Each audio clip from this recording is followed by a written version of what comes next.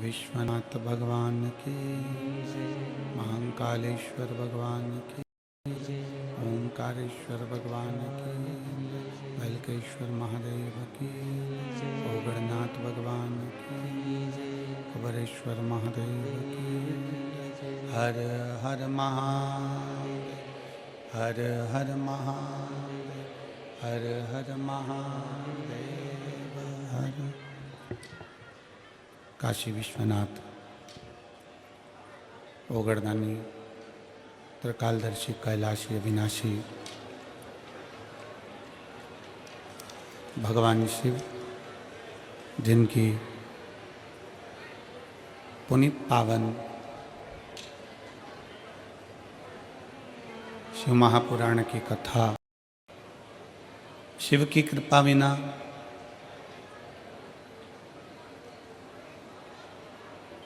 एक क्षण भी हम कहीं जा नहीं सकते। शंकर की कृपा होती है, शिव की करुणा होती है, तब कहीं आप और हम भगवान शंकर के लय तक, भगवान शिव की कथा तक पहुंच पाते हैं। और अगर मेरठ की क्रांतिकारियों की ये पवित्र धरा पर, बिलकेश्वर महादेव की, ओगड़नाथ जी की पवित्र भूमि पर आप और हम अगर कथा को श्रवण करने के लिए बैठे हैं, तो ये मान कर चलें कि कहीं ना कहीं भगवान शंकर, ओगड़नाथ, मेरे शिव आपका हाथ पकड़कर आपको आपकी मंजिल तक भेजना चाहते हैं, इसलिए शिव पुराण तक पहुंचा रहे हैं।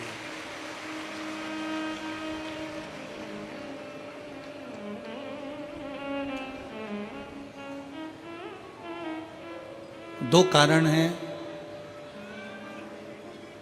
मनुष्य के जन्म के।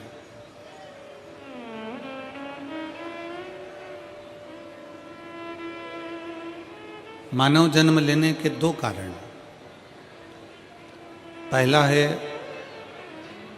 हमारे पूर्व के कर्मों का हमें भोग भोगना।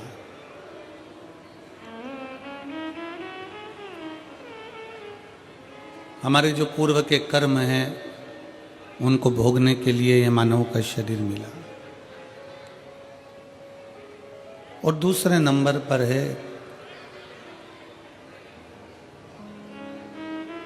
कि फिर वापिस मृत्यु लोक में हमारा जन्म ना हो। हाँ, अगर आप में से कोई चाहता है, मेरठ का कोई व्यक्ति सोचे कि मेरे को तो वापिस जन्म लेना है, तो बात दूसरी है।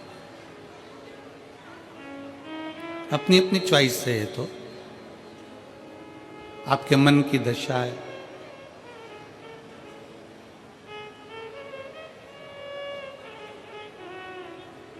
दो कारण से मानव का शरीर मिला। एक अपने कर्म का भोग भोगने के लिए, और दूसरा फिर पुनः वापिस ये मनुष्य का शरीर ना मिले, हम हमारे शंकर के हो जाएं और शंकर हमारा हो जाए और ये शरीर उसमें समा जाए।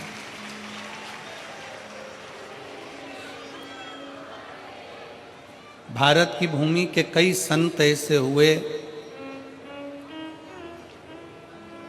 जिनका शरीर नहीं मिला, जिनकी बॉडी नहीं मिली, जिनका अंतिम संस्कार नहीं हुआ।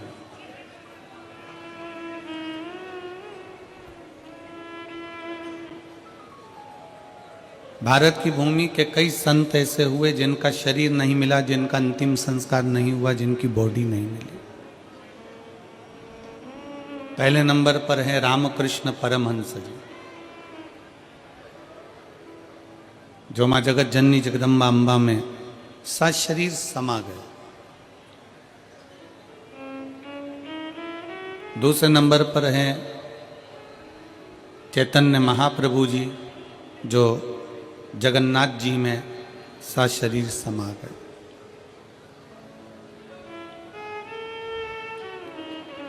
तीसरे नंबर पर हैं संत तुकाराम जी, जो सशरीर हरि विठ्ठल में समा गए।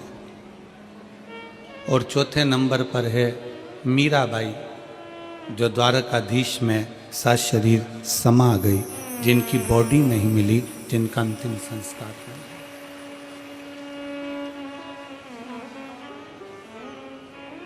जिनकी बॉडी नहीं मिली है, जिनका अंतिम संस्कार नहीं हुआ।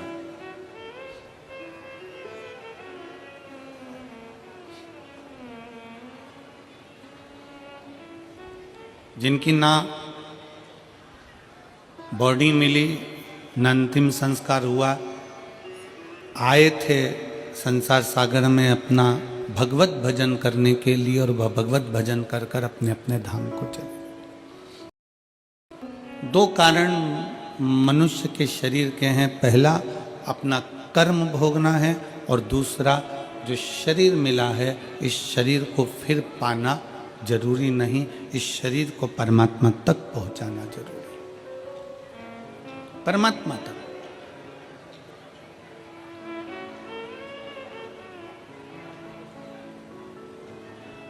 आज 16 दिसंबर है, आद्रा का नक्षत्र है।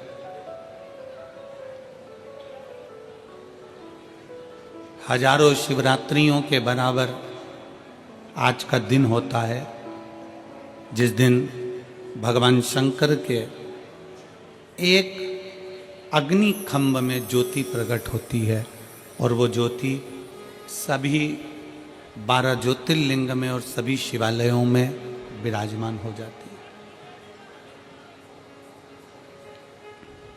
मेरठ के इस पवित्र प्रांगण में विराजमान सभी शिव भक्तों को हम बहुत बहुत बधाई देते हैं भगवान शंकर के प्रागट्य को, शिव के प्रागट्य। और संपूर्ण देशवासियों को, संपूर्ण विश्व में विराजमान शंकर के भक्तों को, शिव भक्तों को बहुत बहुत साधुवाद।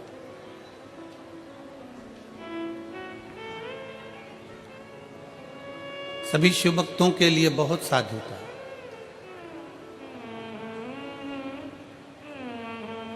आज ही के दिन की कथा कहती है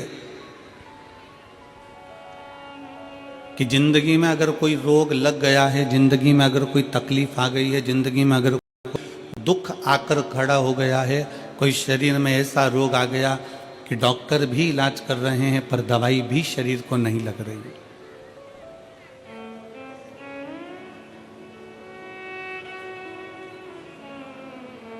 तो आज की कथा कहती है कि पानी को वाणी से अमृत बनाओ। क्या करना है? जम के बोलो जरा। पानी को वाणी से अमृत बनाओ। अब पानी को वाणी से अमृत कैसे बनाओगे?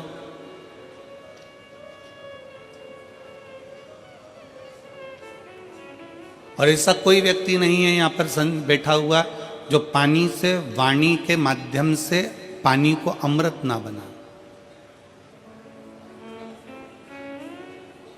आज आदरा की कथा कहती है,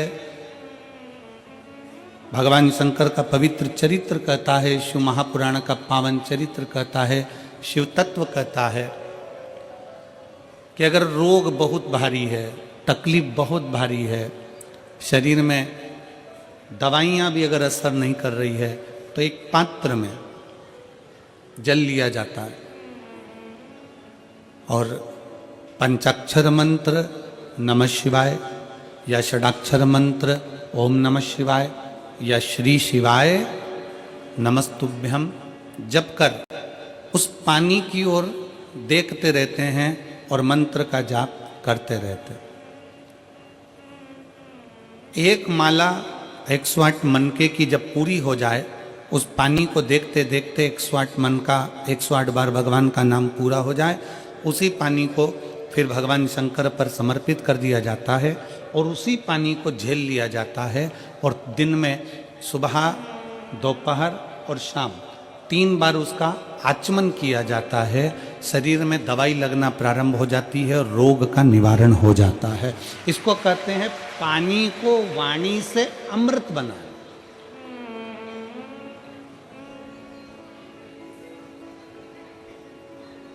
इसको पानी से वाणी को एक पत्र है।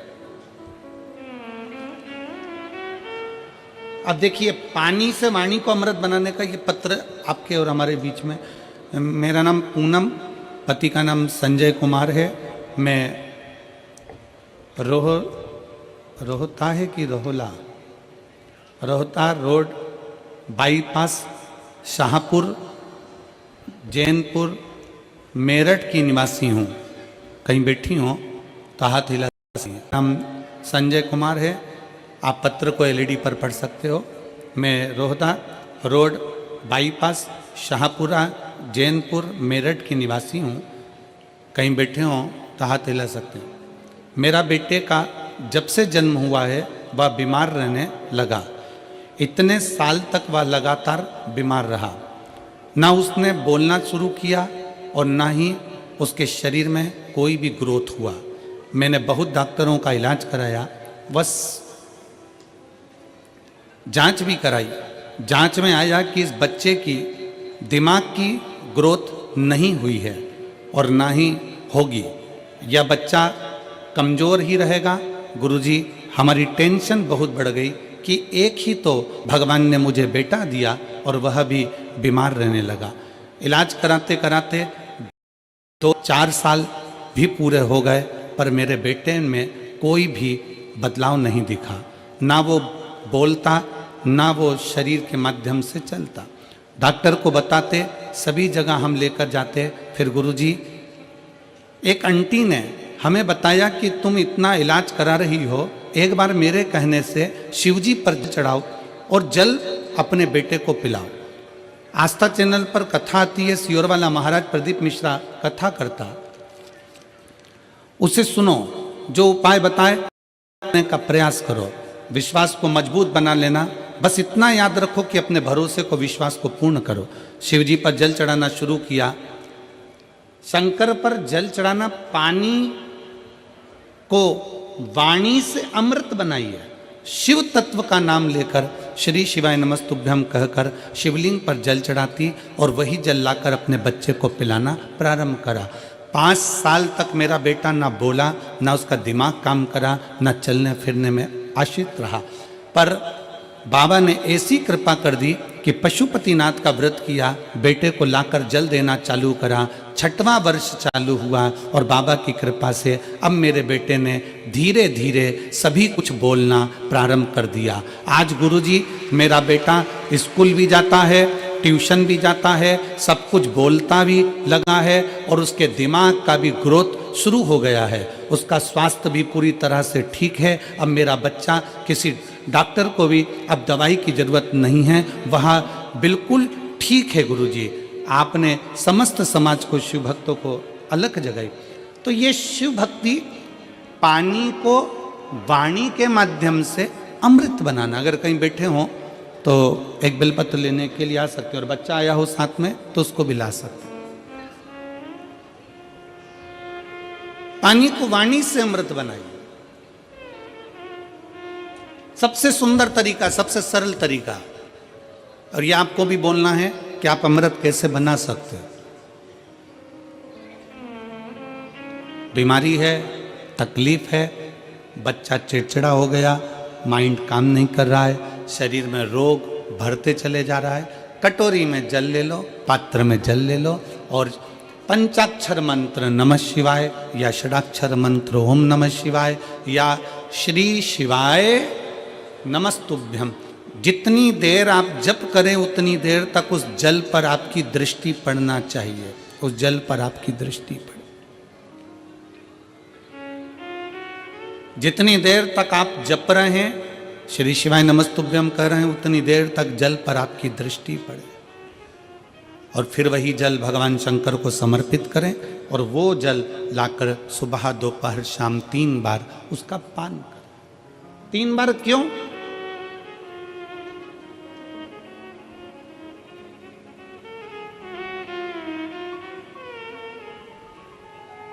त्रिलोकी का नाथ, त्रिकालदर्शी, कैलाशी, अविनाशी, त्रिपुंडधारी, त्रिबेलपत्रधारी, त्रिनेत्रधारी, त्रिशूलधारी, त्रिपुंडधारी, त्रिलोकी के नाथ के 3 दर्शन मूल हैं।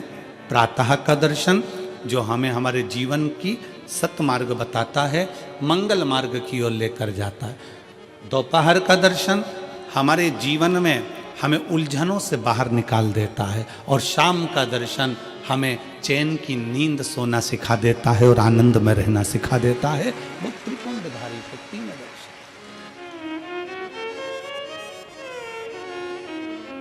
वो कहते हैं ना कि गरीब तो इतना हूं, गरीब तो इतना हूं कि एक गधा भी नहीं खरीद सकता। गरीब तो इतना हूं कि एक गधा भी नहीं खरीद सकता और अमीर तो इतना हूं कि रात को शंकर के भरोसे घोड़े बेच कर सोता हूं। शंकर के भरोसे घोड़े बेच कर सोता हूं। गरीब इतना है कि गधा भी ना खरीद पावे और अमीर इतना है कि जब सोता है चैन की नींद मेरे शंकर के भरोसे होकर घोड़े बेच कर सोता है। ऐसे घुर्राटे भर कर सोता है जैसे इतना बड़ा काम करके आया है, सारी जमीन जायदाद का सौदा कर कर आया, 4 फैक्ट्री का मालिक है, 8-10 दुकान चल रही है और मालूम पड़े सवेरे उठता है फिर अपने काम में लग जाता है। बस समझ लो जिंदगी का सबसे सुखी व्यक्ति वही है जिसके कमरे में नींद की गोली नहीं है।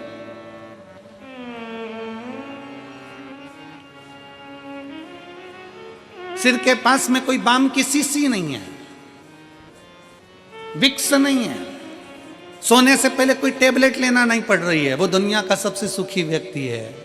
प्रथम सुख निरोगी काया, सबसे बड़ा सुख है निरोगी काया। शिव महापुराण की कथा कहती है एक मृत्यु वो होती है जो अटल मृत्यु होती है, जिसमें व्यक्ति मर जाता है, चले जाता है।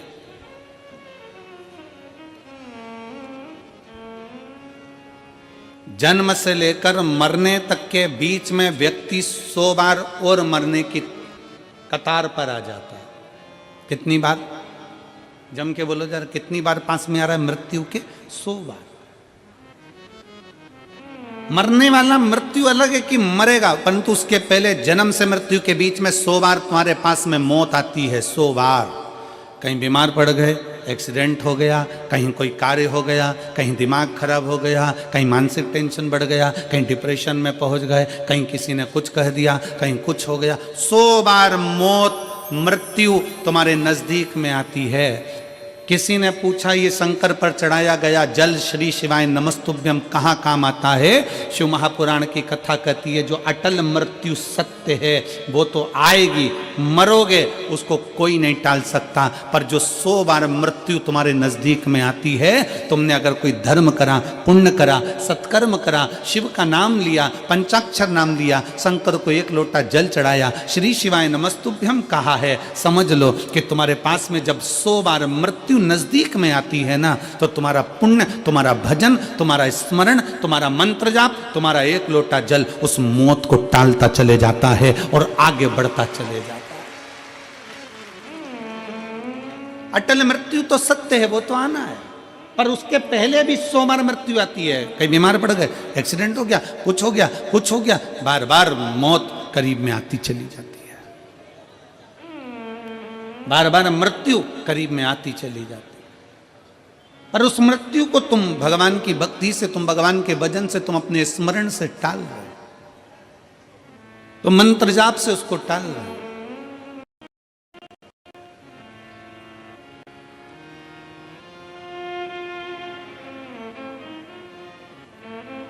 एक ऊर्जा अपने भीतर उत्पन्न करिए, एक बल अपने भीतर उत्पन्न करिए। मेरठ की यह पवित्र भूमि इतनी ऊर्जावान भूमि है कि यहाँ सनातनियों को जगाने का काम भी इस मेरठ की भूमि से क्रांतिकारियों को जगाने का किया गया था। ये मेरठ की वो पवित्र भूमि।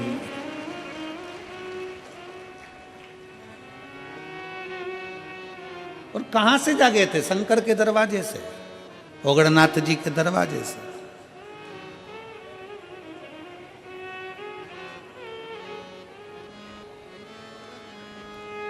अपने आप को हमें जागृत करना,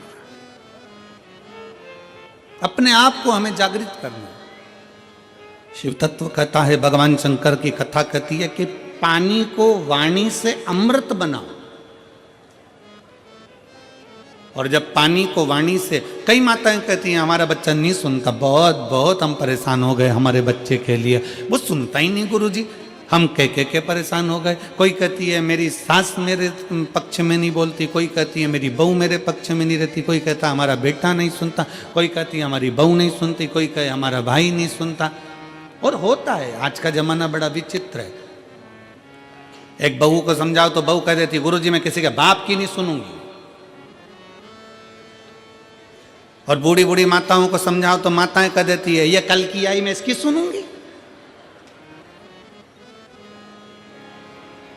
पिताजी को समझाओ तो वो कह देता है हमारी औलाद की सुन के चलेंगे, जाओ उधर। सास ससुर को समझाओ तो वो कह देते हैं मेरे को तो मेरा पति नहीं समझा पाया तो इसकी सुनूंगी।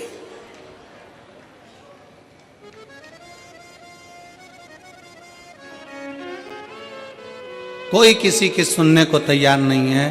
कौन सुनेगा? सियोर वाला गुरुजी कौन सुनेगा?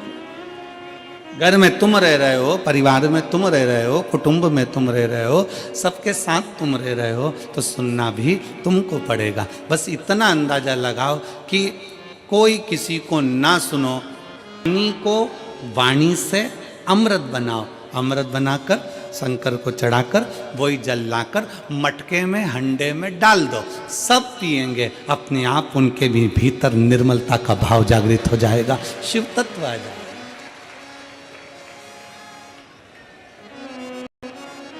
शिव तत्व।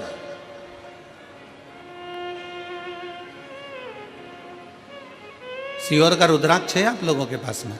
कौन कौन लेकर आए हो? जरा हाथ उठाओ तो जरा, सबके पास में रखो रखो रखो। कुबेरेश्वर धाम का रुद्राक्ष क्या करता है? उसका एक ही काम है, पानी को अमृत बनाने का प्रयास करता है।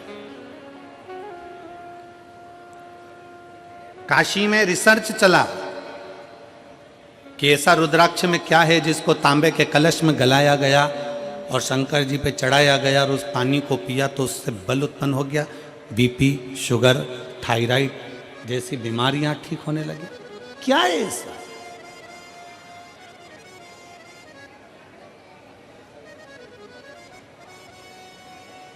हम कहते हैं शिव महापुराण के अंतर्गत एक मुखी से लेके 14 मुखी तक रुद्राक्ष का वर्णन किया गया। शिव महापुराण में एक मुखी से लेकर 14 मुखी तक रुद्राक्ष का वर्णन किया गया और एक भी रुद्राक्ष, कोई कहता है कि एक मुखी रुद्राक्ष ज्यादा प्रबल होता है, कोई कहता है 2 मुखी प्रबल होता है, कोई कहता है 3 मुखी प्रबल होता है, कोई कहता है 5 मुखी प्रबल होता है। सारे रुद्राक्ष कोई ना कोई कहता है कि ये बहुत प्रबल होता है। फिर किसी ने कहा गुरुजी एक मुखी रुद्राक्ष कहीं मिलता है क्या? हमने कहा आज के जमाने में एक मुखी आदमी नहीं मिलता तो रुद्राक्ष की बात करते। आज के जमाने में आदमी नहीं मिले, अपनी पार्टी हार जाती है तो लोग दूसरे की पार्टी में चले जाते हैं, आदमी एक मुखी नहीं रिया तो यहां रुद्राक्ष की क्या बात करते? इधर दाल नहीं गली तो उधर पहुंच गए, उधर दाल नहीं गली तो उधर पहुंच गए, उधर दाल नहीं गली तो उधर पहुंच गए, दिन भर डोलते रहते हैं, दिन भर।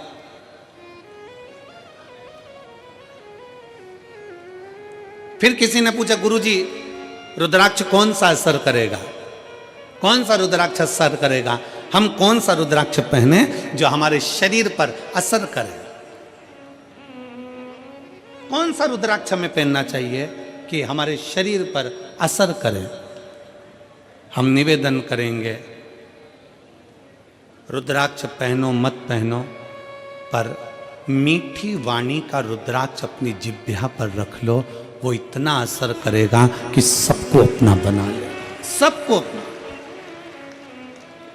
वाणी ऐसी बोलिए जो मन का, जम के बोलो जरा, वाणी ऐसी बोलिए जो मन का आपा खोए। पर आज के ज़माने में वाणी ऐसी बोलिए जो जम के झगड़ा होए, पर उससे मत बोलिए जो तुमसे तगड़ा होए। आज के ज़माने में सबसे मूल है आपकी वाणी। वाणी की श्रेष्ठता हो तो समझ लो कि पूरी दुनिया तुम्हारी है, और वाणी की श्रेष्ठता नहीं तो दुनिया तुम्हारी अपने भी है।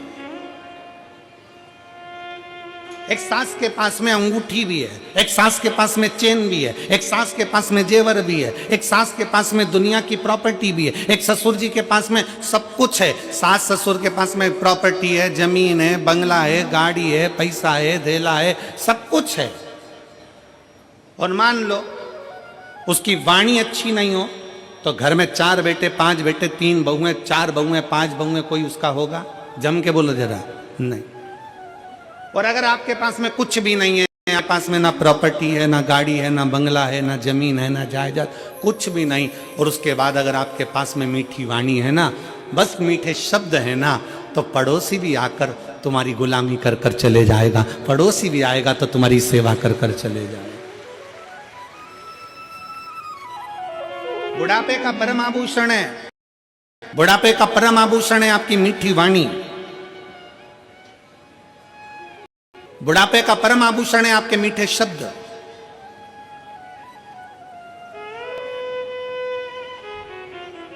जब माता रानी के दर्शन करने के लिए वैष्णो देवी की सीढ़ियों पर चढ़ते हैं तो बड़े प्रेम से कहते हैं, प्रेम से बोलो सारे बोलो, मैं नहीं सुनिया मीठी वाणी, प्रेम से बोलो। हम क्यों कह रहे हैं कि प्रेम से बोलो? माता जी के पास जा रहे हो, अपनी माँ के पास जा रहे हो, माता रानी के पास जा रहे हो, इसलिए का प्रेम से बोलो। अब वैष्णो देवी से मिलने जा रहे हो तो वहां चिल्ला चिल्ला कर कर प्रेम से बोलो। अब जरा विचार करो, अपनी सास से मिलने जाओ तो प्रेम से बोलो। अंगूठी मिलेगी, चाबी मिलेगी, प्रॉपर्टी मिलेगी, मैं नहीं सुनिया। मैं नहीं सुनिया मतलब सास कहेगी मैं नहीं सुनिया। तुम्हें प्रेम से बोलना है, तुम्हें मीठा बोलना है, तुम्हें अच्छा बोलना है। और जब तुम माता रानी के दर्शन करने जाते हो तो प्रेम से बोलते हो, जगत जननी ज्वाला माँ का दर्शन करने जाते हो तो प्रेम से बोलते हो, मनसा देवी का दर्शन करने जाते हो तो प्रेम से बोलते हो, तारा माँ का दर्शन करने जाते हो तो प्रेम से बोलते हो। बस वही प्रेम जो तुमने माता रानी के चरणों में दिया है, वही प्रेम जो तुम जगत जननी के चरणों में देते हो, वही प्रेम अपने घर के बूढ़े माँ बाप के चरणों में देना है। पूरी प्रॉपर्टी तुम्हारी है, पूरी जायदाद तुम्हारी। प्रेम से बोलो।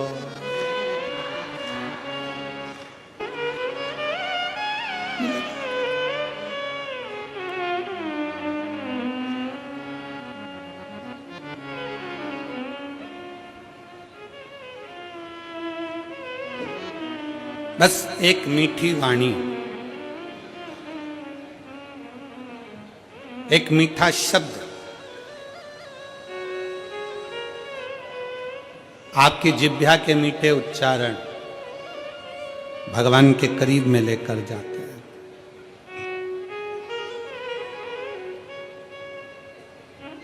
पानी को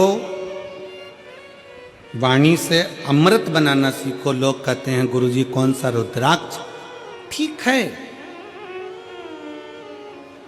शिव महापुराण में 1 मुखी से लेकर 14 मुखी तक रुद्राक्ष का वर्णन है। स्कंद पुराण के अंतर्गत 1 मुखी से लेकर 21 मुखी तक रुद्राक्ष का वर्णन है। लिंग पुराण में रुद्राक्ष की महत्वता है। ये रुद्राक्ष कौन सा हमारे लिए अच्छा होगा, कौन सा रुद्राक्ष पहनना चाहिए, कौन सा रुद्राक्ष धारण करना चाहिए, शिव महापुराण की कथा कहती है जो भी रुद्राक्ष उत्पन्न हुआ वो भगवान के नेत्र अश्रु से उत्पन्न हुआ।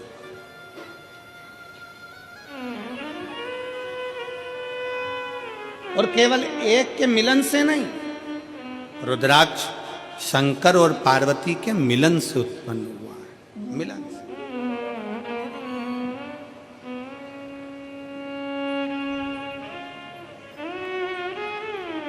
मेरे ओघड़नाथ, मेरे भोलेनाथ,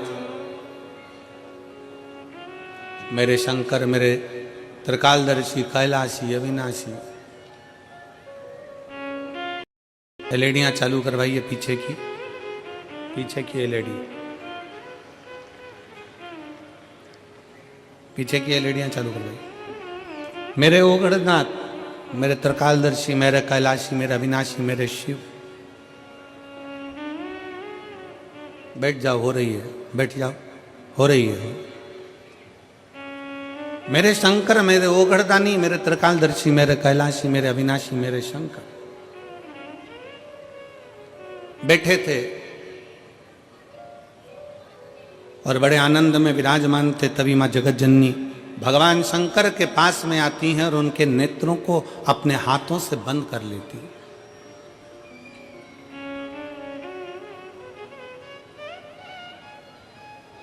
मां जगत जननी ने अपने हाथों से भगवान शंकर के नेत्रों को बंद किया और नेत्र को बंद करने पर भगवान शंकर के नयन से जो अश्रु गिरा, उस अश्रु से रुद्राक्ष की उत्पत्ति है।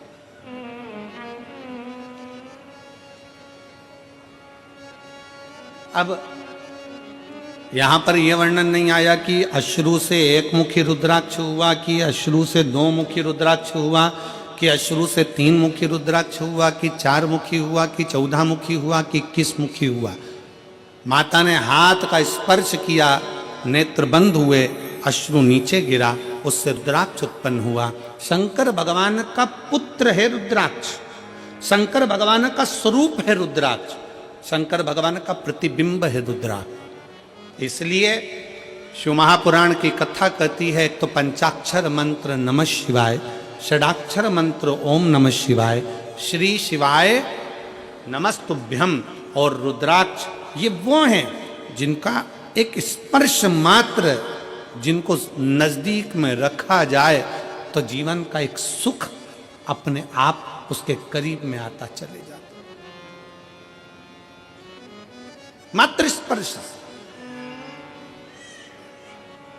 और देख लिया संसार हमने देख लिया, सब मतलब के यार हमने देख लिया, झूठे नाते झूठे रिश्ते, झूठे नाते झूठे रिश्ते, अरे झूठा है संसार हमने देख लिया, सब मतलब के यार हमने देख लिया। शिव महापुराण की कथा कहती है कि रुद्राक्ष कोई सा भी हो, 1 मुखी हो, 14 मुखी हो, 21 मुखी हो, 15 मुखी हो, 11 मुखी हो, 10 मुखी हो, 5 मुखी हो, 4 मुखी हो, पर इतना याद रखना, कोई सा भी रुद्राक्ष हो, अगर आपके गले में पड़ा हुआ है, अगर वो रुद्राक्ष आपके गले में है, चाहे स्त्री हो, चाहे पुरुष हो, चाहे बेटी हो, चाहे बेटा हो, अगर उसके गले में रुद्राक्ष पड़ा हुआ है तो किसी दुनिया के व्यक्ति की सामर्थ्यता नहीं है कि वो आपको धोखा दे दे और आपसे छल कर कर चले जाए।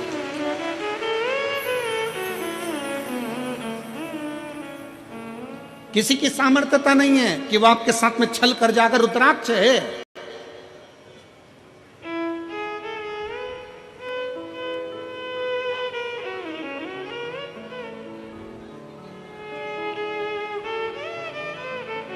और प्रयास करो,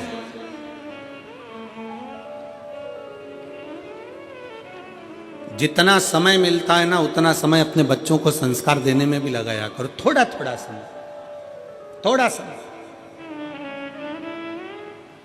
तन, मन और धन, ये 3 अगर ठाकुर में नहीं लगते, ठाकुर मतलब जानते हो ना, हमारे आगे बैठे हैं लड्डू गोपाल जी, ठाकुर जी, शंकर जी, भोलेनाथ जी, राम जी, ये सब तन, फिर से बोलो, तुम लोग बोलो, क्या क्या चीज? तन, मन और धन, ये 3 ठाकुर में नहीं लगते तो ठेके पे लग जाते हैं। याद रखो, क्या क्या चीज? जम के बोलो जरा।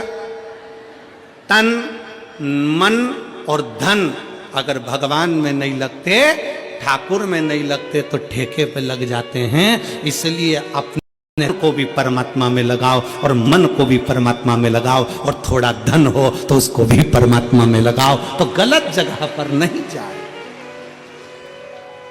ये गलत जगह पर नहीं पहुंचे। और याद रखना, अगर घर के बच्चे तुम्हारे गलत संगति में जा रहे हैं, कहीं ठेके तक पहुंच रहे हैं, मदिरा की दुकान तक पहुंच रहे हैं, गलत व्यसन तक पहुंच रहे हैं, समझ लेना कि कहीं ना कहीं हमारी चूक हो रही है।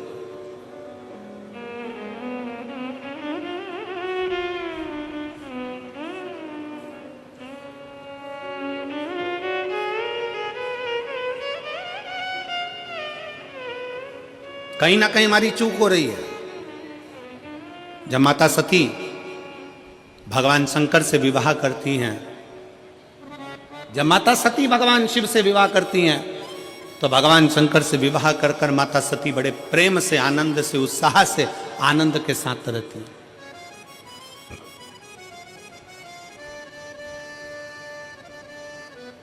बड़ी उमंगता में माता सती रहती हैं, बड़ी उमंगता में।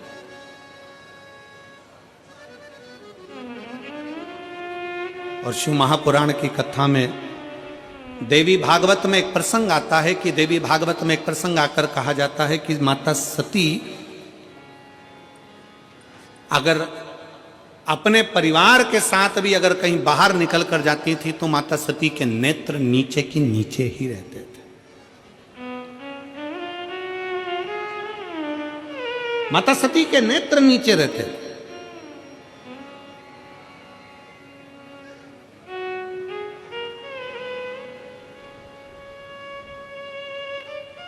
होना चाहिए। बहन, बेटी और पत्नी के नेत्र अगर झुके रहते हैं, बहन, बेटी और पत्नी के नेत्र अगर झुके हैं तो उसके घर के भाई, बाप और पति का सिर कभी नहीं झुकता है। अगर बहन, बेटी और मां, पत्नी के नेत्र झुके हुए हैं, बाजार में निकल कर जा रहे हो, सभा में जा रहे हो, आपके नेत्र अगर झुके हुए हैं, बहन के नेत्र नीचे हैं, बेटी का नेत्र नीचे है, पत्नी का नेत्र नीचे है, तो उस घर के भाई को, उस घर के पिता को और उस घर के पति को कभी माथा नीचा नहीं करना पड़ता, छाती तान कर चलता है। उसको मालूम है मेरी बहन है, उसको मालूम है मेरी बेटी है, उसको मालूम है मेरा परिवार है। आ जाओ, उसको मालूम है कि ये मेरे अपने हैं।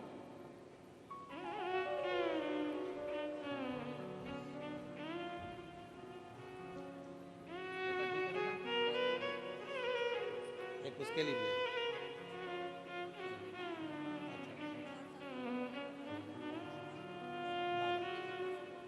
वाणी वाणी सब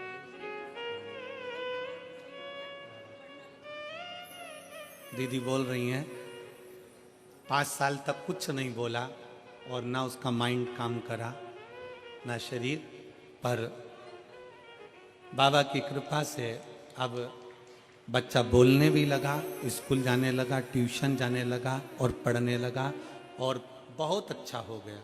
यही शिव कृपा। हर हर शिव तत्व की प्राप्ति। नेत्र झुके रहे।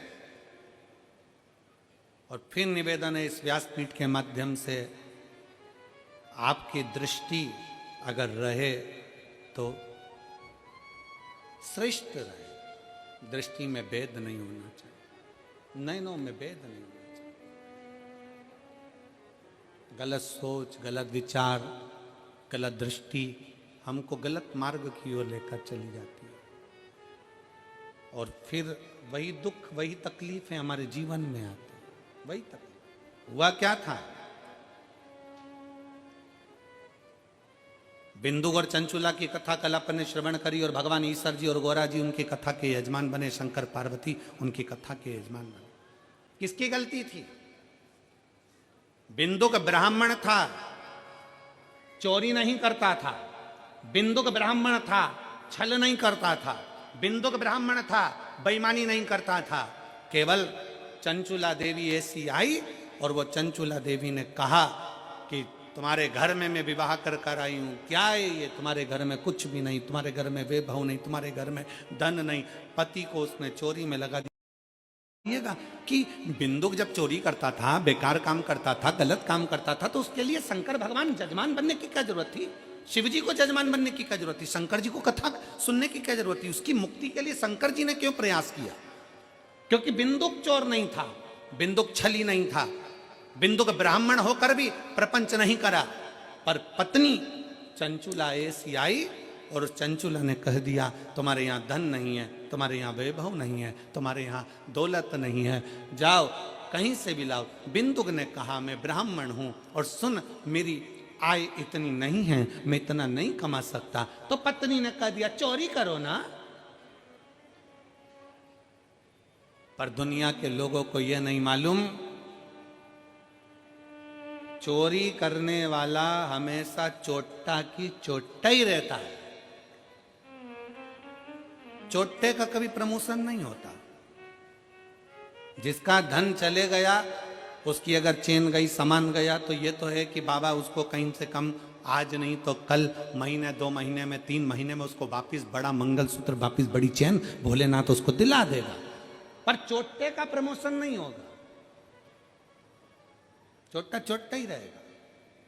और तुम खुद देख लो कितने चोट्टे, कितना सामान चोरते। और आप लोगों से हम बार बार व्यासपीठ से कहते हैं, बार बार निवेदन करते हैं, जितनी कथा होती है हर कथा में कहते हैं अपनी चेन, कीमती सामान, मंगलसूत्र, अपने मोबाइल, कीमती कीमती सामान, डायमंड, हीरा, सोना, चांदी, सब अपने घर छोड़कर आओ, क्योंकि जो डायमंड से बड़ा डायमंड है मेरा शंकर ओगरदानी त्रिकालदर्शी कैलाशी, उसकी कथा सुनने के लिए जा रहे। अपना जेवर अपने घर, दो चीजें अपने घर में रखो कथा में आने से पहले, एक जेवर दूसरा तेवर। तुम कितने बड़े भी कुछ भी हो अपने घर के हो, यहां तेवर भी मत दिखाओ कथा में आने के बाद। तुम मुझे जानते नहीं हो, फोन लगाता हूं अब भी आगे बैठने की व्यवस्था करवाता हूं, तो जेवर और तेवर दोनों घर रखिए।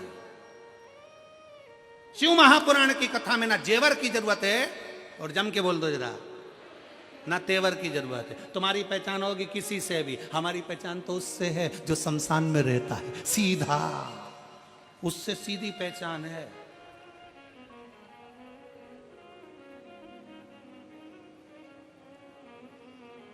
तो दोनों चीजें अपने घर पर रखो, एक जेवर भी और एक तेवर भी। शिव महापुराण में आओ ना तो दोनों चीजें छोड़कर आओ। कितने भी सेठ हो, कितने भी पैसे वाले, कितने भी करोड़पति, कितने भी अरबपति, कितने भी धनपति, अपनी जगह पर हो गए।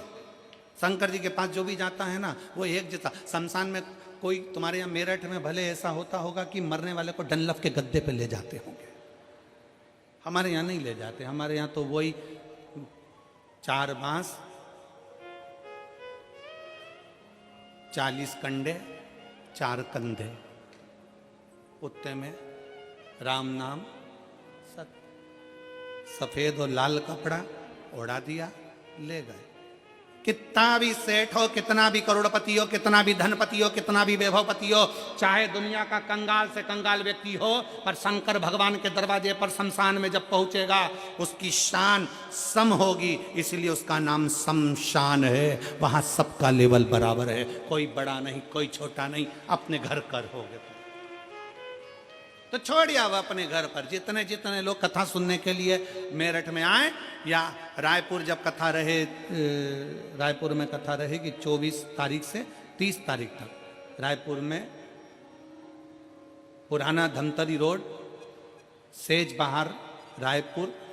कथा का समय रहेगा 2 बजे से 5 बजे तक, रायपुर छत्तीसगढ़ की कथा का। 24 दिसंबर से 30 दिसंबर तक कथा चलेगी, जिसके आयोजक रहेंगे कमल जी देवांगन। तो हम तो उनसे भी कहेंगे जो भी कथा सुनने आए, अपना जेवर अपना तेवर अपने घर छोड़ कर आओ। यहाँ तो बाबा क्यों किया, हम तो बाबा के भरोसे चलते हैं, हम तो बाबा के भरोसे चलते हैं। ये दुनिया वाले जलते हैं, ये दुनिया वाले जलते हैं, भोले बाबा के भरोसे चलते हैं, शंभू बाबा के भरोसे चलते हैं। तो शिव महापुराण की कथा कर रही है, भगवान शंकर का चरित्र कर रहा है। कुछ आभूषण, आभूषण है मेरा शंकर, कोई आभूषण नहीं है, आभूषण मेरा शिव है, मेरा शंकर ओघड़दानी त्रिकालदर्शी कैलाशी अविनाशी। नेत्र बंद करे माने, रुद्राक्ष प्रकट हुआ। रुद्राक्ष कोई साधारण नहीं, रुद्राक्ष शिव का एक अंश स्वरूप है, अंश स्वरूप।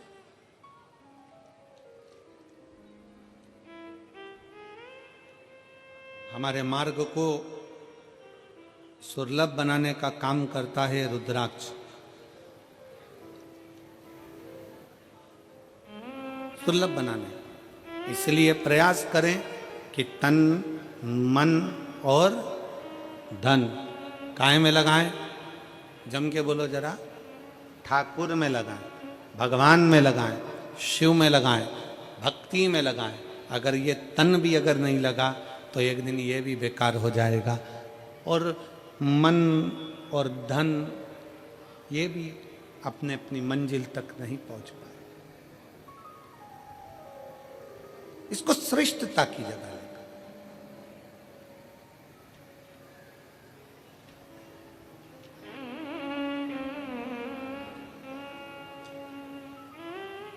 दक्ष प्रजापति ने जब माता सती का विवाह करा था भगवान शंकर के साथ में,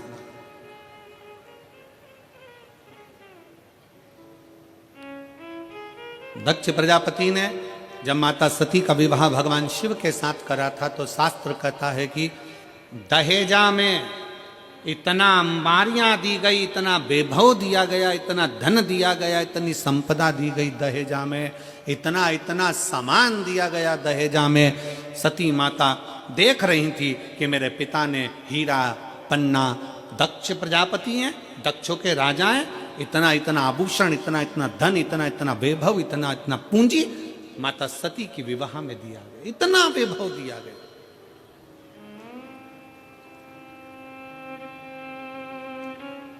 और शिव महापुराण की कथा कहती है वो सतयुग था जिसमें सती माता के कन्यादान में इतना सारा आभूषण दिया गया था, इतना सारा धन दिया गया था। वो त्रेता युग था जिसमें राम जी के विवाह के समय पर माता सीता जी को बहुत सारा दहेजा दिया गया था।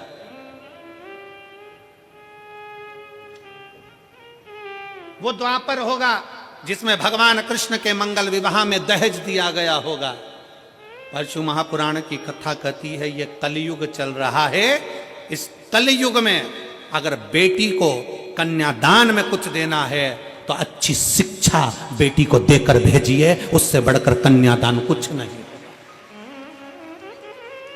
बेटी को अच्छी शिक्षा देकर भेजिए, बेटी को अच्छा विद्वान बनाकर भेजिए, उच्च शिक्षा, अच्छा अध्ययन कराइए, अच्छे कॉलेज में, अच्छे स्कूल में बच्चों को पढ़ाइए, अपनी बेटी को अच्छा पढ़ाकर अच्छी विद्वत्ता देकर भेजिए। क्योंकि बेटी के जीवन में पेट्रोल पंप देखा, गाड़ी देखी, बंगला देखा और मालूम पड़े कि लड़का कहीं गलत विचारों से जुड़ा हुआ मिल गया तो बेटी को रोना नहीं पड़ेगा, अपनी मेहनत खुद करना जानती है, अपना परिश्रम खुद करना जानती है। इसलिए बेटी को कन्यादान में अगर कुछ देना चाहते हो, बेटी को कन्यादान में कुछ प्रदान करना चाहते हो, वो सतयुग था, वो त्रेता था, वो द्वापर था, पर कलयुग का सबसे बड़ा कन्यादान अगर कुछ है तो एक माँ बाप अपनी बेटी को अच्छा पढ़ाएं, अच्छा विद्याध्ययन कराएं, उसको काबिल बनाएं और उस पद तक पहुंचाएं कि तुम्हारी बेटी जिस दिन तुमसे मिलने के लिए आए तो खुश होकर कहे पापा आज मेरा प्रमोशन हो गया, आज मैंने फिर एक कंपनी में आगे बढ़कर नौकरी करी है, पापा आज मुझे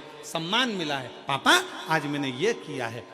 बेटी की प्रतिष्ठा, बेटी का कन्यादान, धन, ये गोदरेज की अलमारी हो, फ्रिज हो, कूलर हो, वॉशिंग मशीन हो, ये लैपटॉप हो, इससे बेटी का कन्यादान नहीं है। बेटी का कन्यादान है उसकी उच्च शिक्षा।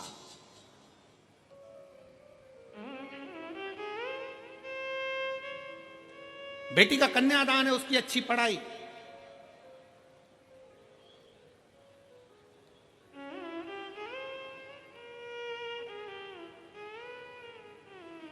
बहुत बड़े बड़े सम्मेलन होते हैं, बहुत बड़े बड़े आयोजन होते हैं जिसमें बहुत सारा सम्मेलन में भी दहेज दिया जाता है। वहाँ इतने लोगों का ब्याह, अलमारी दी, ये दी, वो दी, ये दिया, वो दिया।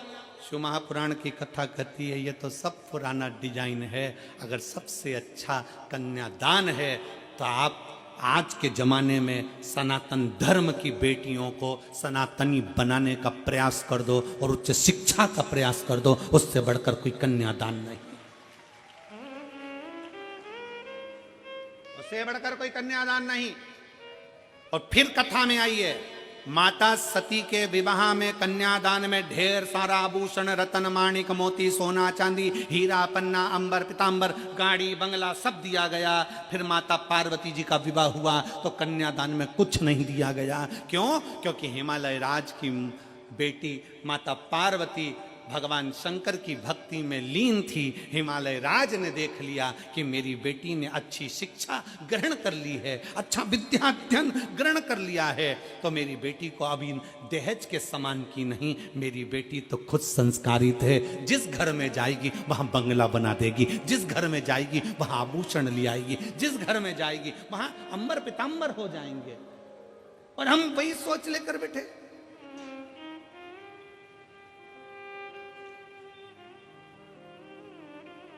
लड़का जन्म लेता है और घर के लोग जब ब्याह करने का समय आता है तो लड़के के माँ बाप भी सोचने में पड़ जाते हैं, लड़की के बाप के पास में इतना सामान है, ऐसा लगता है देगा, वो तो देगा, वो तो देगा, वो तो देगा, वो तो देगा, वो तो देगा, वो तो देगा, अंगूठी तो देगा, चेन तो देगा, घड़ी तो देगा।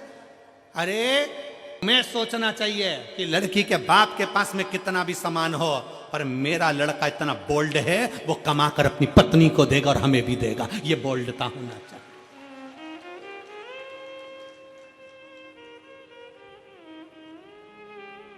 पर हम सोच हमारी लेकर बैठे हैं। इस कलिकाल में रहने के बाद भी हमारी सोच हम छोटी सी लेकर बैठे हैं। शंकर भगवान माता पार्वती जी के साथ ब्याह करे, हिमालय राज ने हाथ जोड़कर पूछ लिया, मैं हिमालय राज हूं, हिमालयों का राजा हूं, बताओ शंकर भगवान तुम्हारे कन्यादान में पार्वती जी के क्या क्या दिया जाए। ये सारा महल, सारा नगर, सारी दौलत, सारी संपदा तुम्हारी है भोलेनाथ, क्योंकि तुम मेरे दामाद हो, तुम मेरे जमाई हो। बताओ तुमको क्या दिया जाए कन्यादान में। पार्वती जी के कन्यादान में क्या दिया जाए। शंकर जी जानते थे मेरा ब्याह सती से हुआ था तो कन्यादान में बहुत मिला था, कन्यादान में बहुत मिला था, पर सती के अंदर अहंकार भी बहुत आ गया था, क्योंकि मेरे पिता ने दिया, मेरे बाप ने दिया, ये मेरा है। और वो सती माता जलकर भस्म हो गई तो शंकर भगवान ने कह दिया कन्यादान में कुछ मत देना, बस पार्वती दे दो, उसमें अगर संस्कार होंगे तो ये दौलत लंकापति रावण को सोने की लंका देने वाला भी अपने लिए महल बना सकता है। क्या करूं कन्यादान का। माता सती को बार बार शंकर भगवान समझाते थे, हे सती अभिमान नहीं करना, हे सती अहंकार मत करना, पर सती कुंभज बाबा के आश्रम में कथा श्रवण करने के लिए गए, माता सती के अंदर अहंकार उत्पन्न हो गया। सती जी को लगा ये कथा वाचने वाला, ये कथा कहने वाला, जब वो प्रणाम कर रहे हैं, कथा वाचने वाले जब मुझे प्रणाम कर रहे हैं तो ये तो मेरे आगे फिर छोटे। कथा वाचने वाला जब व्यासपीठ पर बैठता है तो आप सबको नमन करता, प्रणाम करता है। बोलो करता है कि नहीं करता। हम भी आते हैं, आपको प्रणाम करते हैं, नमन करते हैं। क्यों करते हैं? क्योंकि कथा वाचने वाला बड़ा नहीं है, कथा सुनने वाला बड़ा।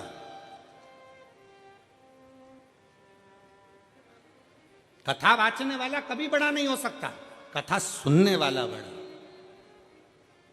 और वैसे भी सुनने वाले जितने हैं वो सब जमीन पर बैठते हैं। जमीन पर बैठते हैं तो जिनके पास जमीन होती है लोग उनको जमींदार कहते हैं।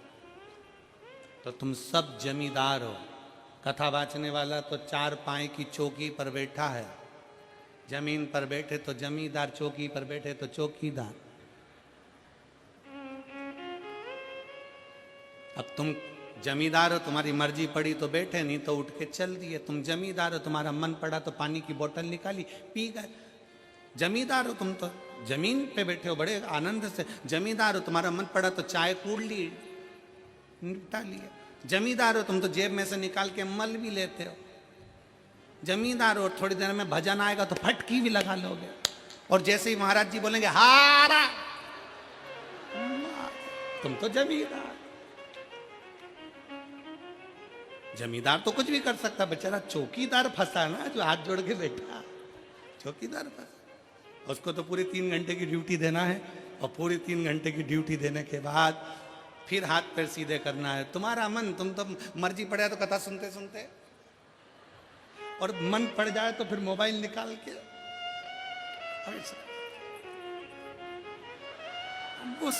सेल्फी समाऊ लेना चाहते। और तो जमींदार हो, जमींदार तो कुछ भी कर सकता। बात तो चौकीदार की अड़ी है,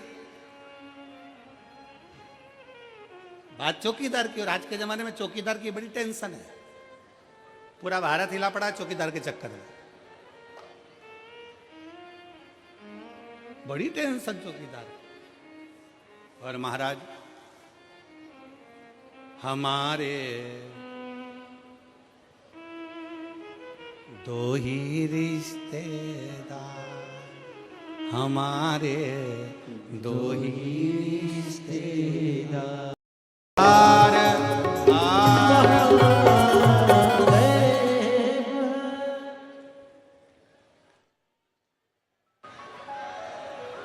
अपने स्थान पर बैठकर भगवान शिव जी से अपने मन की बात बड़े भाव के साथ दिल से बाबा को प्रार्थना करिए। जहाँ जगह मिले वहाँ बैठकर बाबा को अपने भाव व्यक्त करिए।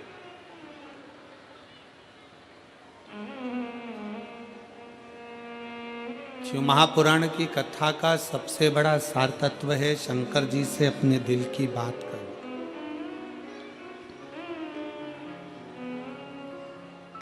दिल से बाबा को प्रार्थना करो, दिल से बाबा को निवेदन करो। आज बाबा का प्रागट्य महोत्सव भी है। भगवान शंकर का ज्योतिर्मय स्वरूप आज ही के दिन प्रकट हुआ था, इसलिए बाबा के भाव से निवेदन कर अपने दिल की बात कहिए। सब साथ में बोलेंगे।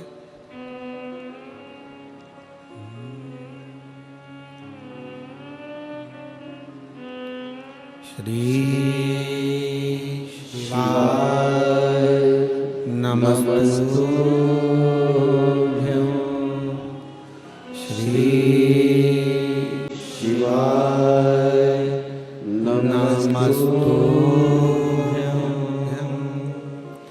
श्री शिवाय नमस्तुभ्यं।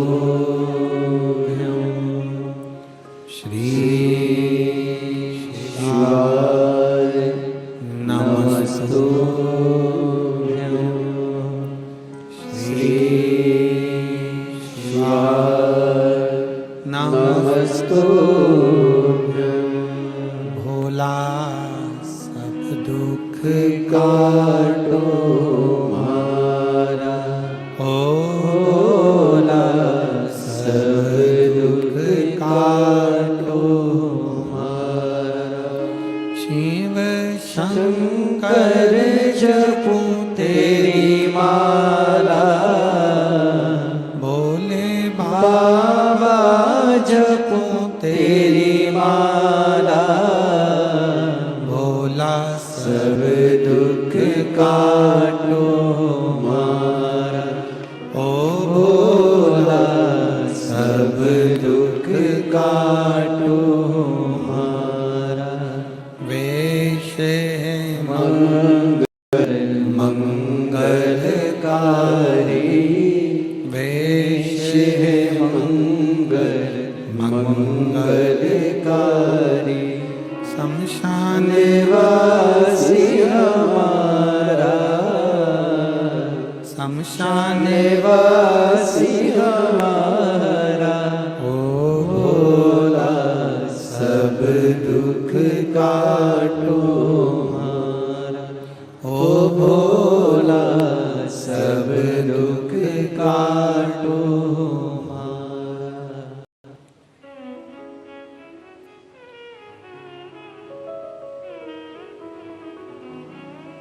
भगवान ओगड़दानी त्रिकालदर्शी कैलाशी अविनाशी शिव की कथा कर रही है।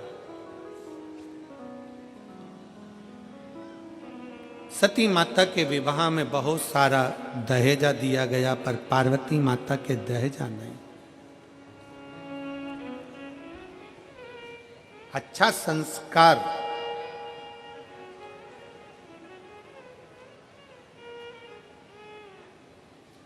जिस गांव में पानी की कमी होती है वहां की फसल बिगड़ जाती है, और जिस घर में संस्कारों की कमी होती है वहां की नस्ल बिगड़ जाती है। संस्कारों की कमी मत आने दो। हिमालय राज्य ने माता पार्वती जी को श्रेष्ठ संस्कार दिए, श्रेष्ठ संस्कार होना चाहिए। संस्कार हम कल जा रहे थे तो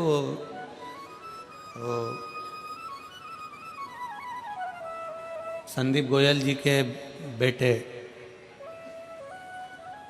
शिवम हमारे साथ में थे।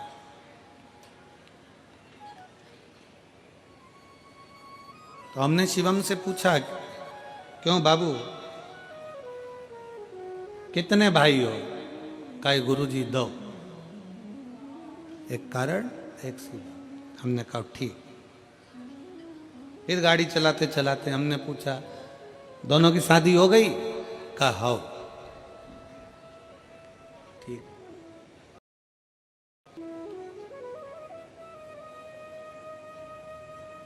हमने कहा दोनों बहुएं? तो कहे हाँ गुरुजी दोनों बहुएं हैं। हमने कहा पढ़ी लिखी हैं सब? कहे हाँ गुरुजी पढ़ी लिखी है। हमने कहा फिर तुम अगर कोई कर्म कर रहे हो, तुम कोई कार्य कर रहे हो, या तुम्हारा कोई वो स्कूल है, आदिक है, तो हमने कहा उन बहुओं को भी थोड़ा बहुत काम सौंपो, जिससे वो भी स्कूल जाएं, उनकी जो एजुकेशन उनके माँ बाप ने दी है वो एजुकेशन का सही उपयोग वो कर सके और उसको आगे बढ़ा सके, अपने ज्ञान को दूसरे को दिया जाए।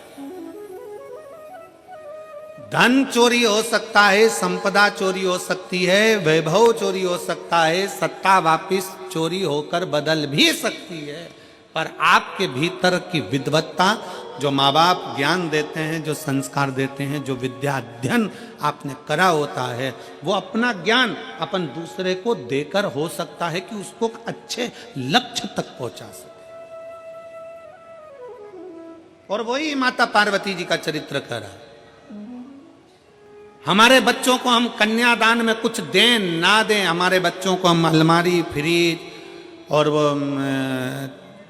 थाली का सेट, डिनर सेट,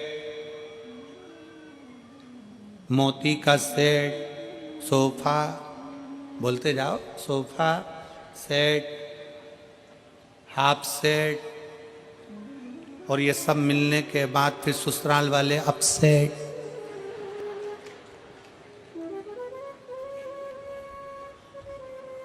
ये सेट देने से अच्छा है अपने बच्चों की विद्या पर ध्यान दिया जाए, शिक्षा पर ध्यान दिया जाए। शिक्षा पर बहुत जरूरी है। मेरे शंकर भगवान की धर्मपत्नी माता पार्वती, शास्त्र कहता है मां ब्रह्माणी, ब्रह्मा जी की धर्मपत्नी माता सरस्वती स्वयं सामने आकर खड़ी हो जाती थी, और पार्वती मैया सम्मुख में आकर जब शब्दों का उच्चारण करना प्रारंभ करती थी तो माता सरस्वती भी स्थिर होकर देखती थी।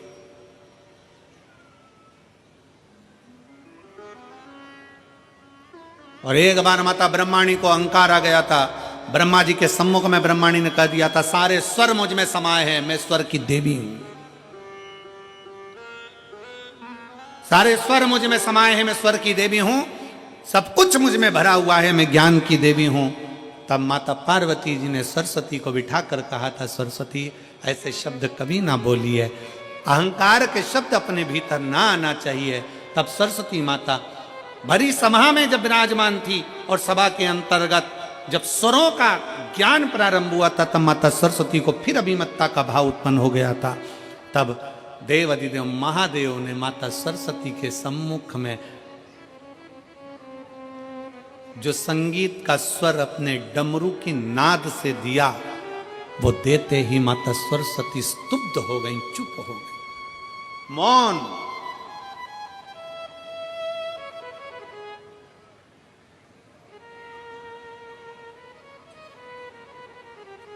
सरस्वती माता मौन हो जाती है, एकदम चुप, स्तुप्त।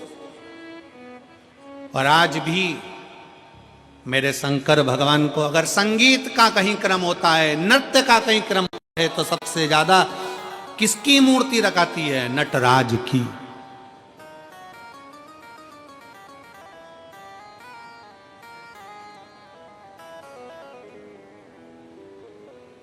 शिक्षा वो आभूषण है, शिक्षा वो हीरा है जो अपने बेटी को, अपने बेटों को जरूर दीजिए, बहुत जरूरी है। और उस शिक्षा का जब आभूषण आपके बच्चों के अंतर्गत आएगा, तो जैसे अभी कथा में कहा था कि तन मन धन तीनों परमात्मा में लगाओ, ठाकुर में लगाओ, शिव में लगाओ, नहीं तो ये ठेके में चला जाएगा। इसलिए संस्कार अगर अच्छे हैं, शिक्षा अगर अच्छी है, विद्वत्ता अगर अच्छी है, तो निश्चित है हमारे घर के बच्चे कभी भी गलत जगह पर नहीं जाएंगे और वो सत्मार्ग की ओर बढ़ते चले जाएंगे। शिक्षा। इसीलिए फिर निवेदन है, जितने भक्त शिव महापुराण की कथा को आस्था चैनल के माध्यम से सुन रहे हैं, टीवी चैनल के माध्यम से सुन रहे हैं, फेसबुक यूट्यूब के माध्यम से सुन रहे हैं और इस मेरठ की पवित्र भूमि से सुन रहे हैं, आपसे निवेदन है बहू लाना तो कार वाली नहीं, बहू लाना तो संस्कार वाली लाना जो हमारे को लेकर चलिए। हो सकता है कार के साथ थोड़ा सा अहंकार आ जाए, हो सकता है कार के साथ थोड़ा सा अहंकार आ जाए, पर शिव पुराण कहती है कि संस्कार के साथ कभी अहंकार नहीं आता, संस्कार के साथ संस्कार ही रहता है। उसकी भक्ति का बल बढ़ता है, उसके विश्वास का बल बढ़ता है। एक पत्र है,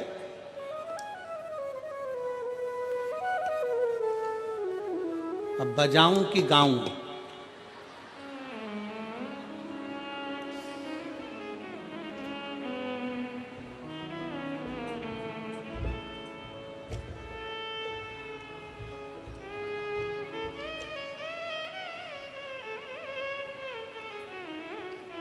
मैं बच्चों की दादी, हमारी भी दादी हो,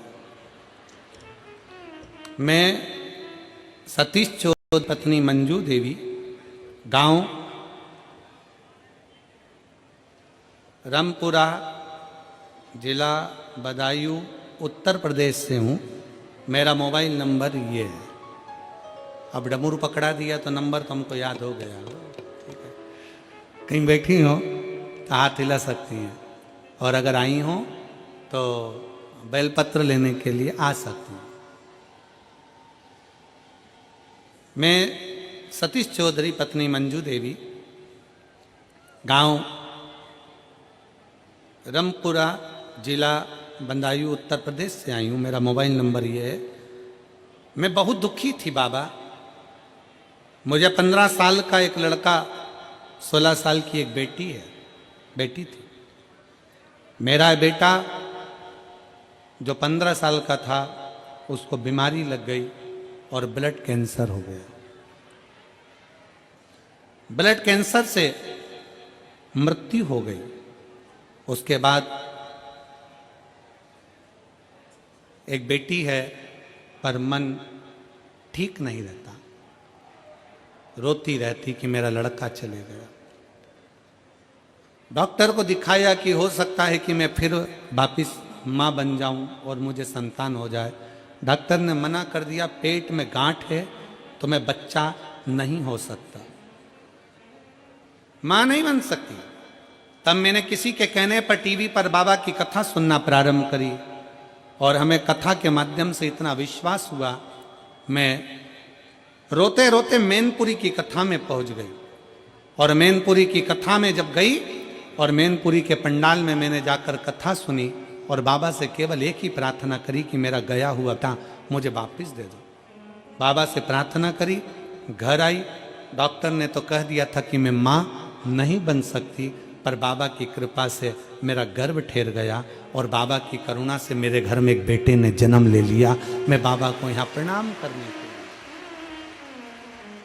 मैं शिव को नमन करने के लिए, एक विश्वास, एक भरोसा, एक दृढ़ता आपके भीतर है। एक पत्र और है, बड़ा सुंदर पत्र है।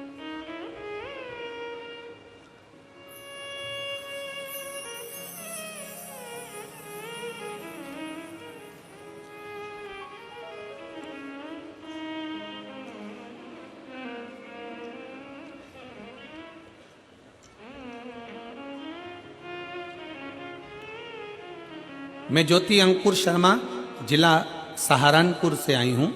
कहीं बैठी हो तो हाथ हिला सकती हैं, अगर कहीं बैठी हो तो हाथ हिला सकती हैं और एक बेलपत्र लेने के लिए आ सकती हैं। मैं ज्योति अंकुर शर्मा, जिला सहारनपुर से आई हूँ। एक लोटे जल का मैं क्या वर्णन करूँ गुरुदेव। हमारा जानवरों की दवाई का, वेट मेडिसिन का अपना व्यापार था। कोरोना महामारी के दौरान व्यापार बंद हो गया। उसके बाद हमसे नौकरी लगवाने के नाम पर एक आदमी ने पैसे ले लिए और भाग गया। बहुत कष्ट में थे, कर्जे में आ गए, चारों तरफ से अंधेरा छा गया, किसी भी अपने ने साथ नहीं दिया। जब बच्चे दूसरे बच्चों को देखकर कुछ भी मांगते ना तो आंखों से आंसू आ जाते। बहुत नकारात्मकता आ गई। किसी भी चीज में मन नहीं लगता। गुरुदेव, बच्चे भूखे रहते, दूसरों का मुंह देखते, शरीर में बीमारियों ने भय लगा रहता। तब फिर मेरी मम्मी ने आपकी कथा के बारे में बताया और हमने टीवी पर आपकी कथा सुनना प्रारंभ करी। जनवरी 2024 में मेरे पति के मामा जी सीहोर से कंकर शंकर लेकर आए और मेरे पति रोजाना 1 लोटा जल शिवजी को चढ़ाते। हमने शिवरात्रि पर पार्थिव शिवलिंग का निर्माण भी किया, ऑनलाइन अभिषेक किया और बाबा की बेलपत्र को रख लिया। बाबा से बस प्रार्थना करी और बाबा ने सुनी। 3 महीने भी नहीं हुए गुरुदेव, सारा कर्जा मेरे बाबा ने उतार दिया। अब हम किसी भी चीज की कोई कमी नहीं है, सारा भय समाप्त हो गया। जब से बाबा ने हमारा हाथ पकड़ा है, अब हम बाबा के भरोसे हैं राह दिखाने के लिए। बहुत बहुत धन्यवाद। और लाइन अच्छी लिखी है, उसका स्मरण आप और हम करें। भोले बाबा तेरी नौकरी सबसे बढ़िया है, सबसे खरी, तेरे दरवाजे की चाकरी सबसे बढ़िया है, सबसे खरी। एक शिव पर आश्रित हो, हम शंकर पर आश्रित, हम शंकर पर भरोसा कर। क्या देगा, कैसे देगा, कब देगा, ये वही जान सकता, ये वही जानेगा। हम नहीं जान सकते कि कौन क्या दे रहा है, कैसा दे रहा है, ये उसके ऊपर निर्भर करता है, उसके ऊपर निर्भर करता है। आप जिस आस से, जिस विश्वास से बाबा की कथा को श्रवण कर रहे हो, जिस लगनता से भगवान की कथा सुन रहे हो, मेरा बाबा उसी लगनता से देता।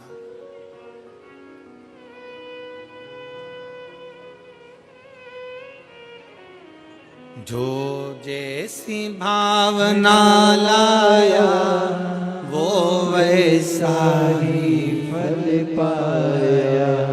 जो जैसी भावना लाया वो वैसा ही फल पाया। नहीं खाली उसे लौटाया, वो मन ही मन हर्षाया। और कर दिया माला माल काशी वाले ने, लुटा दिया भंडार काशी वाले ने। ओ कर दिया माला माल काशी वाले ने, लुटा दिया भंडार काशी वाले। जो जैसी भावना लाया वो वैसा ही फल पाया। मैनपुरी की कथा में वो बहन कथा सुनने बैठती है कि मेरा बेटा मुझे वापस मिले, वो देता है, क्यों ना दे।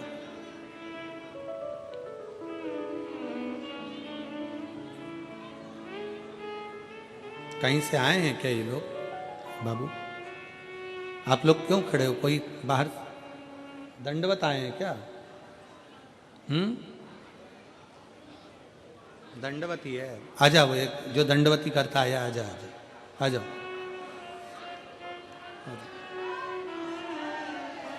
शिव तत्व की प्राप्ति का केंद्र बिंदु है शंकर। शिव महापुराण कथा कहती है, भगवान का चरित्र कहता है, शिव तत्व कहता है, आपका विश्वास। और फिर कल की कथा में जैसे कहा गया था कि विश्वास एक अपने आप पर, अपनी लगनता पर, अपने कर्म पर पूर्ण भरोसा रखना, और दूसरा मेरे शंकर पर पूर्ण भरोसा, पूर्ण भरोसा, पूर्ण भरोसा शिव पर रखिए। और जब भरोसा प्रबल होगा तो शिव को मिलने में देरी नहीं। सती मैया की कथा कर रही है, माता पार्वती जी का चरित्र कर रहा है कि माता सती सामग्री लेकर गई, पर साथ में अभिमान अहंकार थोड़ा सा लेकर चली गई, जिसके कारण उनका ध्यान भगवान की कथा में नहीं लग पाया, भगवान की कथा में उनका चित्त नहीं लग पाया। कुंभज बाबा कथा कर रहे थे, सती मैया का चित्त नहीं लग पाया, सती मैया का मन उच्चिष्ट हो गया। सती मैया का मन उच्चिष्ट हो गया, उनका ध्यान कथा में नहीं गया। और शिव महापुराण का सबसे बड़ा क्रम है, आप जितनी देर पंडाल में बैठो, भगवान की आरती हो, कर्पूर गौरम हो, शिव आरती तक जब तक कथा के पंडाल में बैठे हो, तब तक भगवान शंकर की कथा में तुम्हारा चित्त, तुम्हारा मन, तुम्हारा ध्यान रमा होना चाहिए।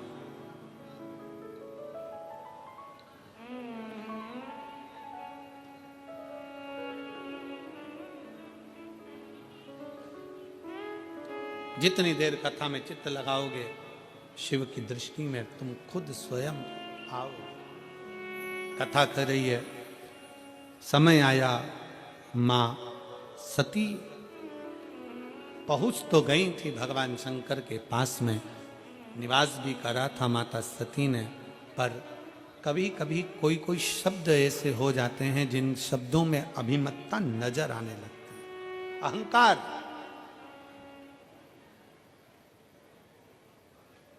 और सब कुछ आए शरीर में, पर कभी अभिमान अपने शरीर में मत आने देना, अपने मन में मत आने देना, अपनी दृष्टि में मत आने देना। अभिमान, अहंकार, अहम अपने भीतर ना आने।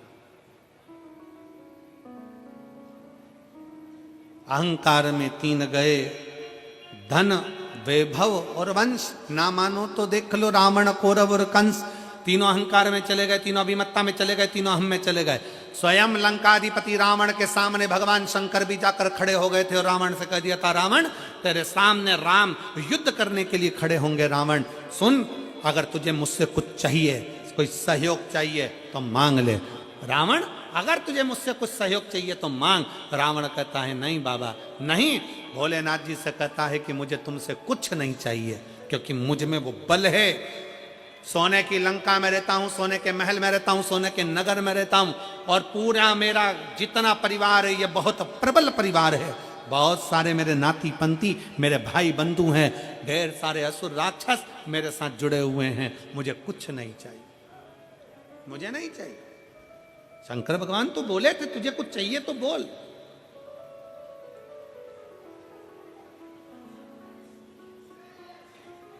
क्या दिया जाए तुमको? तुम युद्ध करने के लिए जाओगे, तुम्हें अगर कुछ चाहिए हो तो बोलो। पर रावण ने कह दिया कि महाराज मुझे अब कुछ नहीं चाहिए, मेरे पास सोने की लंका है, मुझे अब कुछ नहीं चाहिए, मेरे पास में इतना वैभव है, मुझे अब कुछ नहीं चाहिए, मुझे इतना सब कुछ प्राप्त हो गया, मैं करूंगा तो करूंगा, क्या करूं मैं इसका? मुझे नहीं चाहिए, मुझे ये वैभव, मुझे ये धन कुछ नहीं। और ना भगवान शंकर ने कहा वैभव और धन जाने दे, अगर तुझे युद्ध में राम तेरे सामने होंगे, रावण फिर समझ ले कि राम तेरे सम्मुख में होंगे, अगर युद्ध में कुछ चाहिए हो तो बोल।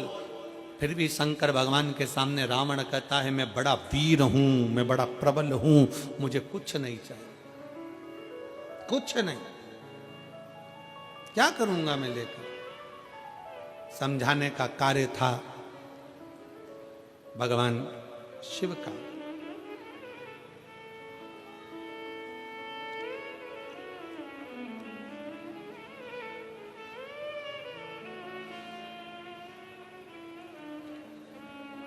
समझाने का काम था भगवान शंकर का। अगर कुछ लगता हो तो ले लीजिए, पर रावण अभिमत्ता में नहीं लिया। आखिरी में भगवान रावण को देने के बाद में फिर भगवान राम जब पार्थिव शिवलिंग का निर्माण कर रहे थे, और पार्थिव शिवलिंग का निर्माण मेरे भगवान राम करते हैं, निर्माण कर कर सम्मुख में प्रकट करते हैं। शंकर भगवान राम जी के सामने भी आकर खड़े हो गए, राम जी के सामने।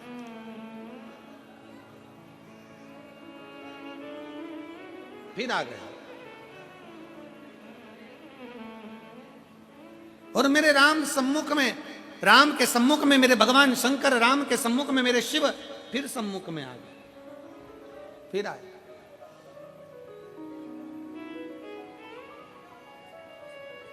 मांगो राम तुम्हें क्या चाहिए? राम तुम्हें क्या चाहिए? भगवान राम से भगवान शंकर करे कुछ मांगना हो तो मांग लो।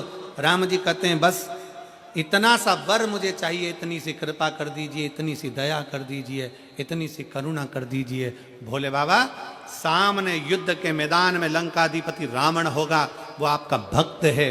सामने युद्ध के मैदान में सामने आ जाओ मां,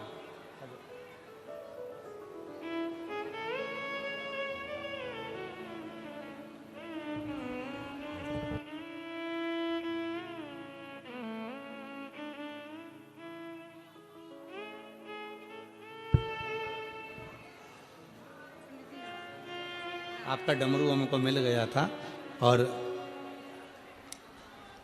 आपके बहुत बहुत साधुवाद है। जो बच्चा ब्लड कैंसर से शांत हुआ था, मैनपुरी की कथा आपकी बहु श्रवण करी और बाबा दिए उसके लिए एक बहू के लिए दादी जी को बधाई हो। शंभू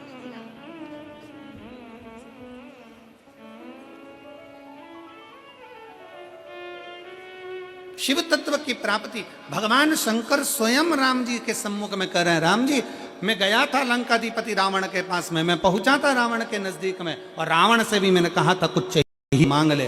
रावण ने कुछ नहीं लहा, कुछ नहीं लिया।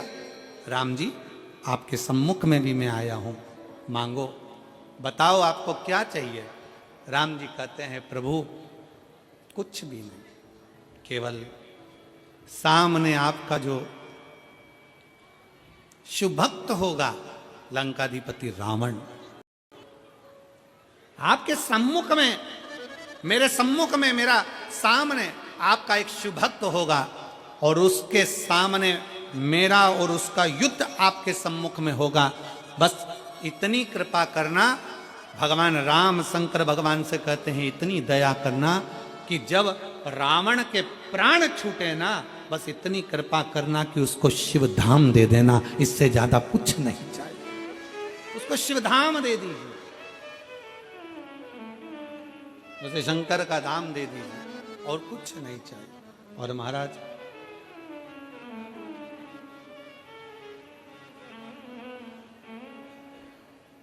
तेरे दर पे आके मुझे क्या मिला है, ये मैं जानता हूँ या तू जानता है। तेरे दर पे आके मुझे क्या मिला है, ये मैं जानता हूँ या वो जानता है। इधर पे आके शिव तत्व की प्राप्ति भगवान राम जी ने अगर भगवान शंकर से मांगा तो इतना मांगा कि जब रावण के प्राण छूटे, रावण के जब देह त्यागे, तब रावण को आपका धाम मिल जाए। बस इतनी कृपा करना। और यही भाव अपने भीतर होना चाहिए भाई, यही भाव अपने भीतर हो। यही सुख है हमारे भीतर का कि हम जब भी प्राण त्यागे तो शिव के चरणों में हमारे प्राण छूट जाए, शिव के चरण, शंकर के चरणों में प्राण। और देवा महादेवा, और देवा महादेवा, सारी उम्र करूं तेरी सेवा, भोले जी मेरी लाज रख। हृदय से बाबा को प्रार्थना करेंगे, दिल से बाबा को निवेदन करेंगे। आज सोमवार, आद्रा का नक्षत्र और भगवान शंकर के ज्योतिर्मय स्वरूप का प्रागट्य महोत्सव पूरा विश्व मनाता है। बड़े दिल से बाबा को कहेंगे, अपने मन की बात भाव से निवेदन करेंगे। पंडाल में बैठकर बोला गया भाव से निवेदन किया गया खाली नहीं जाता, बाबा भरता जरूर झोली। दिल से बाबा को प्रार्थना करें, सब साथ में बोलें।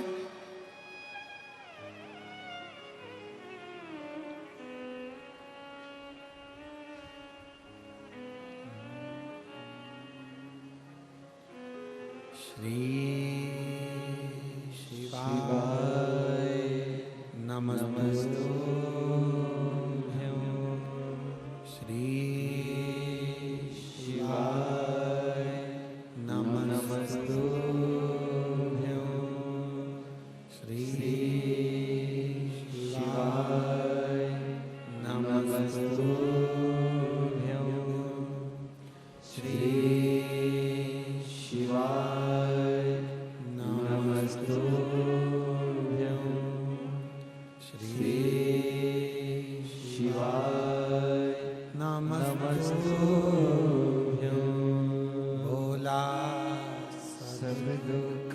काटो मारा, भोला सब दुख काटो मारा।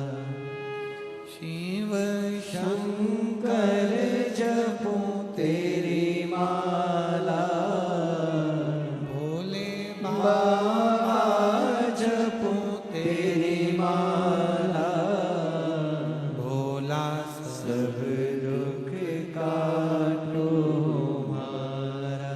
ओ भोला सब दुख काटो मारा। वेश है मंगल मंगलकारी, वेश है मंगल मंगलकारी,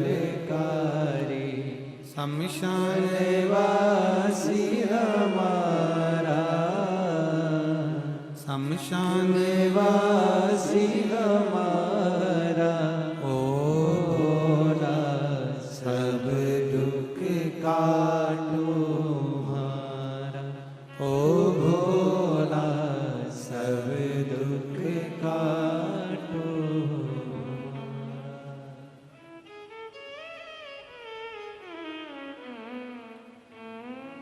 बाबा को अपने दिल से हृदय से निवेदन करें।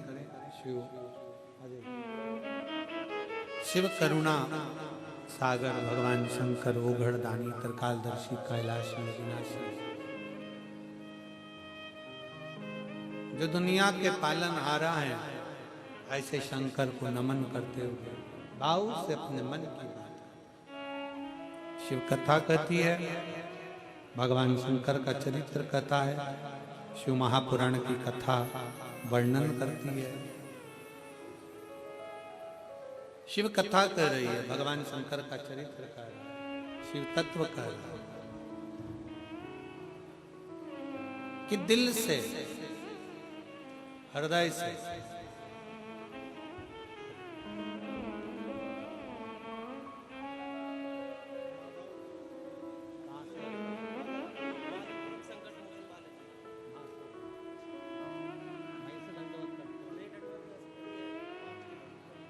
माधवपुरम से आप पधारे हैं बालाजी धाम से, एक बार जोरदार ताली बजाकर स्वागत।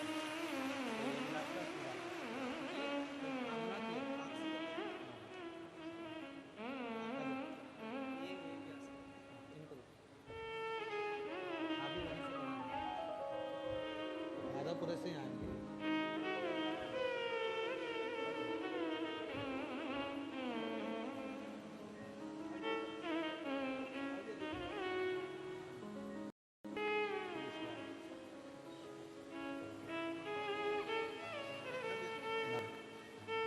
शिव तत्व की प्राप्ति,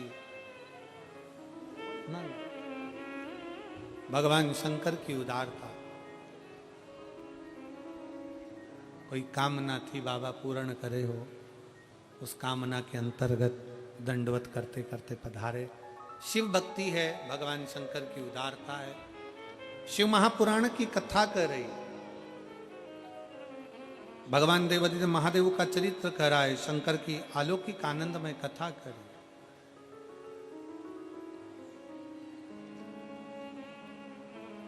एक बार ब्रह्मा जी के भीतर भी, जैसे रावण को भगवान शंकर ने जाकर पूछा, राम जी से जाकर पूछा, रावण को तुम्हें कुछ चाहिए, सामने राम होंगे युद्ध में, तो बोलो कुछ दे दिया जाए।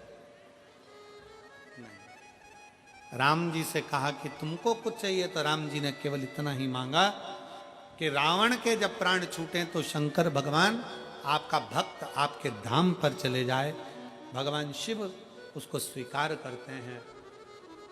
ऐसा ही एक क्रम शिव महापुराण के अंतर्गत आता है कि ब्रह्मा जी के मन में भी एक बार अभिमत्ता झांकी, ब्रह्मा जी के हृदय में भी एक बार कुछ अहंकार उत्पन्न, और फिर निवेदन है, ये थोड़ा सा जो अहंकार व्यक्ति के जीवन में जो थोड़ा सा अभिमान आ जाता है, तो वो पूरे करे धरे पर पानी फेर जाता है। थोड़ा सा अभिमान, थोड़ा सा अहंकार,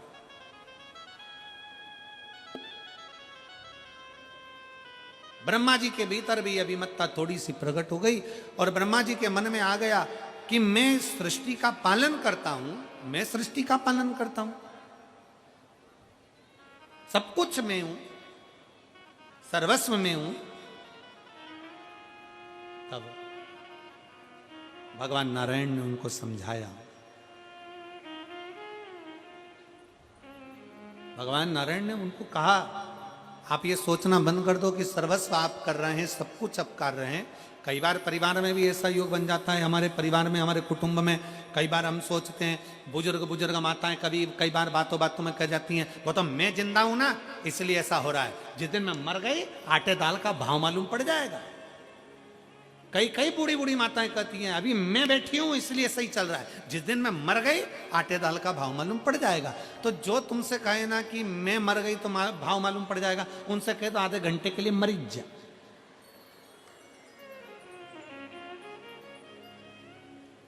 आधे घंटे के लिए जरा थोड़ा जमीन पर सो जाओ, हम भी देखें जरा कि घर सही से चलता कि नहीं चलता। शिव महापुराण की कथा कहती है, कभी अपने मुख से मत कहो कि मैं कर रहा हूं।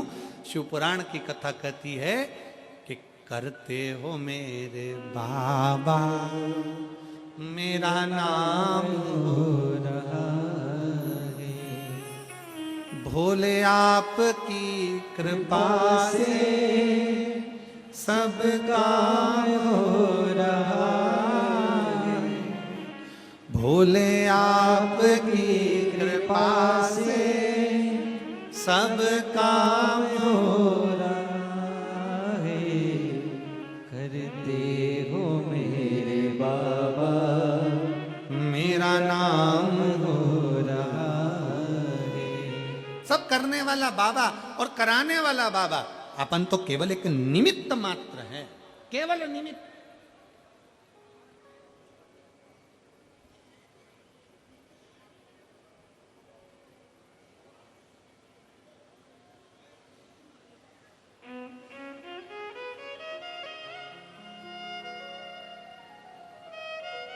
कौन करा रहा है? जम के बोलो जरा, कौन करा रहा है? साहब, बाबा।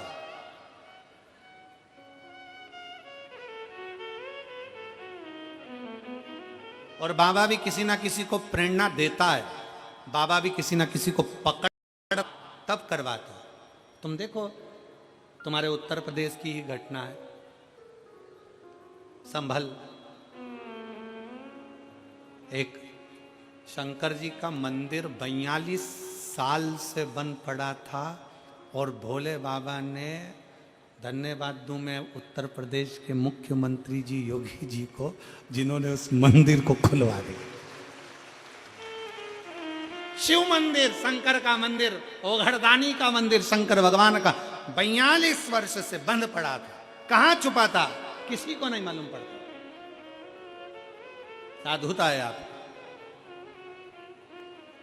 और संभल का वो शिव मंदिर आज फिर खुला, भगवान देवाधिदेव महादेव के ऊपर अब दुनिया के लोग फिर जल चढ़ाना प्रारंभ कर देंगे, शंकर की स्तुति करना प्रारंभ कर देंगे। ये शिव तत्व है, इसको ओगड़दानी की शिव तत्वता। भगवान शंकर किसी ना किसी को निमित्त बनाता है। ब्रह्मा जी से भगवान विष्णु कह रहे हैं, ब्रह्मा जी ये अभिमान मत लाओ कि तुमने करा, शंकर जो करते हैं वो अपने अनुकूल करते हैं। शिव भगवान ओघड़दानी करने वाले। तो भगवान ब्रह्मा जी ने कहा ये शंकर कौन है, शिव कौन, मैं नहीं मानता। तब ब्रह्मा और भगवान विष्णु ने एक पर्वत को घुमाना प्रारंभ करा, और पर्वत को घुमाना प्रारंभ करा तो उस पर्वत में एक अग्नि का खंभ प्रकट हुआ, जो ज्योतिर्लिंग के रूप में, शंकर के स्वरूप के रूप में प्रकट हो गया। बोल विश्वनाथ भगवान की। भगवान शंकर का एक स्वरूप, एक लिंग स्वरूप प्रकट हो जाता है। भगवान ब्रह्मा जी उसका शीश देखने के लिए ऊपर जाते हैं, भगवान नारायण उसका चरण ढूंढने के लिए जाते हैं। शिव महापुराण की कथा कहती है शंकर के शिवलिंग में 33 कोटि देवता विराजमान है। ना उसका चरण देखने के लिए जाओ, ना शीश देखने के लिए जाओ, तुम तो हृदय से शंकर को रिझाने के लिए एक लोटा जल चढ़ाने के लिए जाओ। जब एक लोटा जल चढ़ाने के लिए शंकर के मंदिर तक जाओगे, शंकर तुम्हारे उस लोटे भर जल को खाली नहीं भेजेगा। जल लेने के बाद लोटा खाली नहीं होता। शंकर जी के ऊपर चढ़ाया गया जल का लोटा कभी खाली घर नहीं जाता। शिव महापुराण की कथा कहती है उस लोटे में स्वयं लक्ष्मी समाहित होकर आपके घर तक जाती है। स्वयं लक्ष्मी समाहित होकर आपके घर तक जाती है।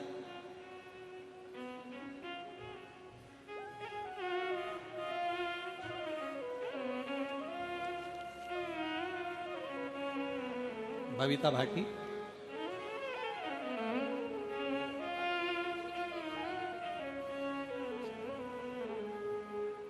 स्वास्थ्य ठीक है?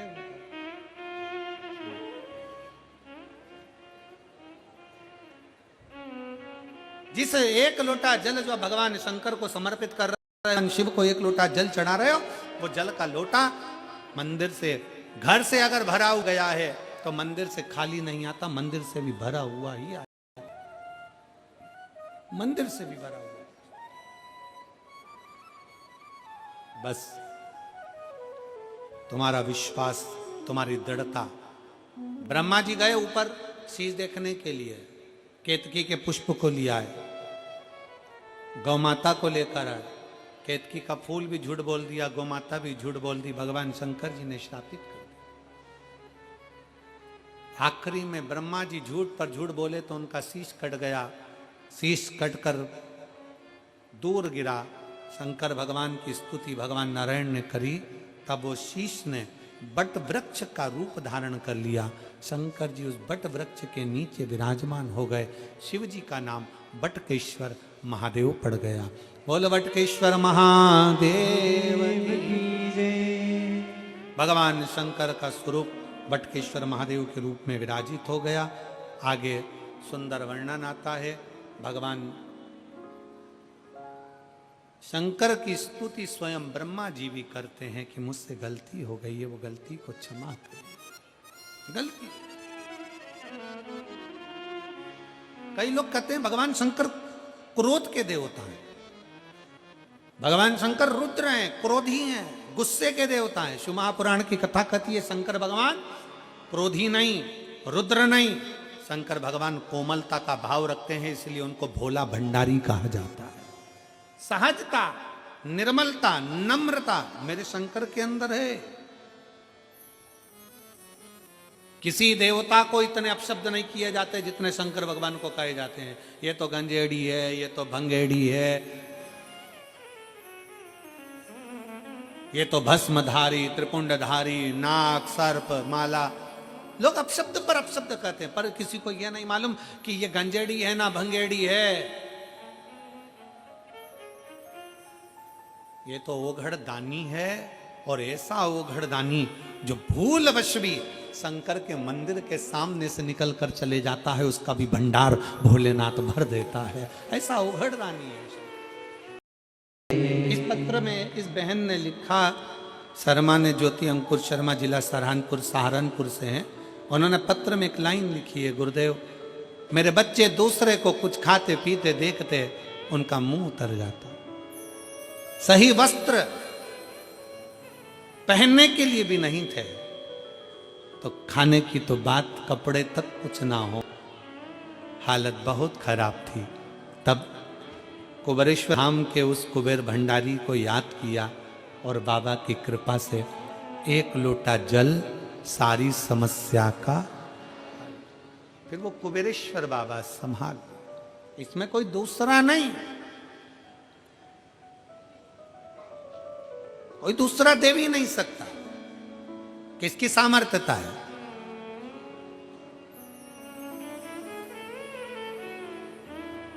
और फिर निवेदन है आप सबसे, शिव महापुराण कथा के माध्यम से एक विनय निवेदन है, किसी को मरने के बाद कंधे पर उठाओ ना उठाओ, चलेगा, पर किसी के जीते जी अगर कोई तकलीफ में है तो उसको अपने कंधे का सहारा देकर आगे जरूर बढ़ाओ, जरूर बढ़ाओ।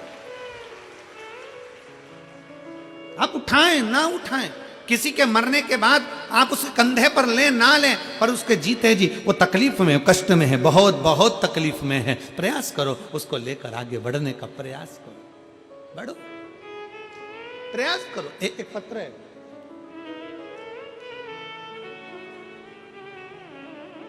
पहले इस लड़के का फोटो देखिए जिसका लीवर, किडनी सब बेकार हो चुका और शुगर इतना बढ़ गया कि उसका लीवर, किडनी सब काम करना बंद कर दिया। बच्चे का फोटो आप लोग एलईडी के माध्यम से देखेंगे जो वेंटिलेटर पर पड़ा है। सब कुछ शरीर का जो जो फंक्शन है सब काम करना बंद कर दिया और आखिरी में उसको वेंटिलेटर पर डाला। कविता भाटी, पति का नाम ललित भाटी, हरियाणा, जिला पलवल, फूल विहार कॉलोनी, भूर सिंह मंदिर से हूं। मेरा फोन नंबर, मोबाइल नंबर यह है। एक लोटे जल का मैं क्या वर्णन करूं गुरुजी। मेरे देवर की तबीयत इतनी बिगड़ गई कि शुगर 500 से ऊपर हो गया, जिसके उन्हें सांस लेने में दिक्कत होने लगी, तो जिसे हम उन्हें हॉस्पिटल में ले गए तो डॉक्टरों ने देख बोल दिया तबीयत ज़्यादा है, इन्हें वेंटिलेटर पर डाल दिया। अब इस पत्र के माध्यम से आपके विश्वास को देखना है, आपके भरोसे को देखना है कि आपकी दृढ़ता कितनी प्रबल। गुरुदेव, शरीर पूरा खराब हो गया, किडनी, लीवर सब बेकार हो गया, वेंटिलेटर पर डाला। आखिरी में डॉक्टर ने कह दिया कि शरीर में इतना इन्फेक्शन है कि इनको डायलिसिस चालू करना है, इनको डायलिसिस करना है और डायलिसिस हो तभी हो सकता है कि आराम लगे। डायलिसिस की बात आ गई। तब आखिरी में किसी ने कथा सुन रखी थी और मंदिर में जाकर एक लोटा जल शिव को चढ़ाकर बेलपत्र लाकर उसके पलंग के पास रखा और जल होठों पर लगाया। बाबा की ऐसी कृपा हुई गुरुदेव। डॉक्टर तो शिव का रूप हैं, पर शंकर का चढ़ा जल भी अपना काम करता है। और हमने फिर निवेदन करेंगे, डॉक्टर शिव का एक अंश है। डॉक्टर भी आपके लिए मेहनत करते हैं, शिव का एक अंश है। डॉक्टर बहुत परिश्रम करते हैं, पर साथ में शंकर पर करा गया भरोसा, विश्वास इतना दृढ़ हो गया। किसी के पास सीहोर का रुद्राक्ष था, वो रुद्राक्ष उसके पास में रखा और बाबा की ऐसी कृपा हुई गुरुदेव, 3 दिन के अंदर उन्हें वेंटिलेटर से नीचे उतार दिया और डायलिसिस की भी जरूरत नहीं पड़ी। उनका किडनी और लीवर काम करना प्रारंभ कर दिया। अगला फोटो लगाया है जिसमें मेरे देवर ठीक हो गए, उनका मैं फोटो लगा रही हूं। अगला फोटो आप लोग एलईडी के माध्यम से देख सकते हैं। पहला फोटो, फिर ये दूसरा फोटो जिसमें वो ठीक हुए। शिव तत्व की प्राप्ति, शंकर की भक्ति और शिव की उदारता एक विश्वास के साथ, एक भरोसे के साथ।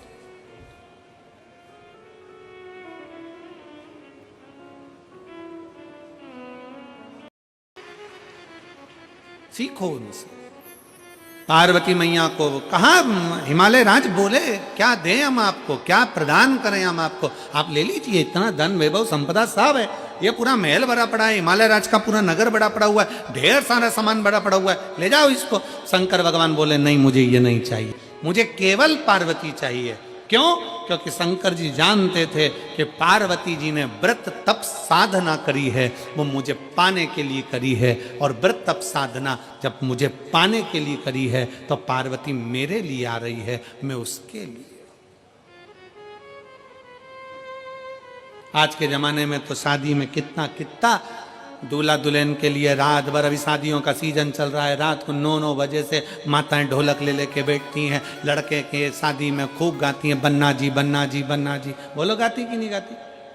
अरे बोलो तो जम के गाती ना। और लड़की के यहाँ गाते हैं बनी जी बनी जी बनी जी। बना बनी का मतलब है कि दोनों में बन के रहे, और दोनों में नहीं बनी तो काहे का बना और काहे की बनी। उसका मतलब ही क्या हुआ? और तुम ढोलक पीट पीट के गा रही, बन्ना जी दिल्ली जाना जी, वहां से लहंगा लाना जी, बन्नी फिर पहन के आएगी, फिर यूं इठलाएगी, फिर यूं फरमाएगी कि झुमका गिरा रहे। क्या मतलब? तो मतलब क्या हुआ ये बताओ।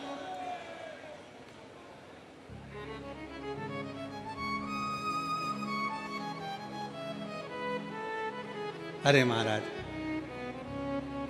शिव तत्व में कहता है भगवान शंकर का सुंदर भाव कहता है, दोनों में बनना चाहिए। शंकर पार्वती का संबंध ही एक ऐसा संबंध है। माता सती बहुत सारा दहेजा लेकर आई थी, खूब सारा सामान लेकर आई थी, क्योंकि सती माता को लगा कि मैं जिस महादेव जी से विवाह कर रही हूँ, शंकर भगवान से विवाह कर रही हूँ, सती माता को लगा कि उनके घर में कुछ नहीं है, मैं सब सामान लेकर जाऊं। पर सती मैया सामान तो ले गई, सामान के साथ में माता सती अपने पिता दक्ष प्रजापति का थोड़ा सा अहंकार भी ले गए,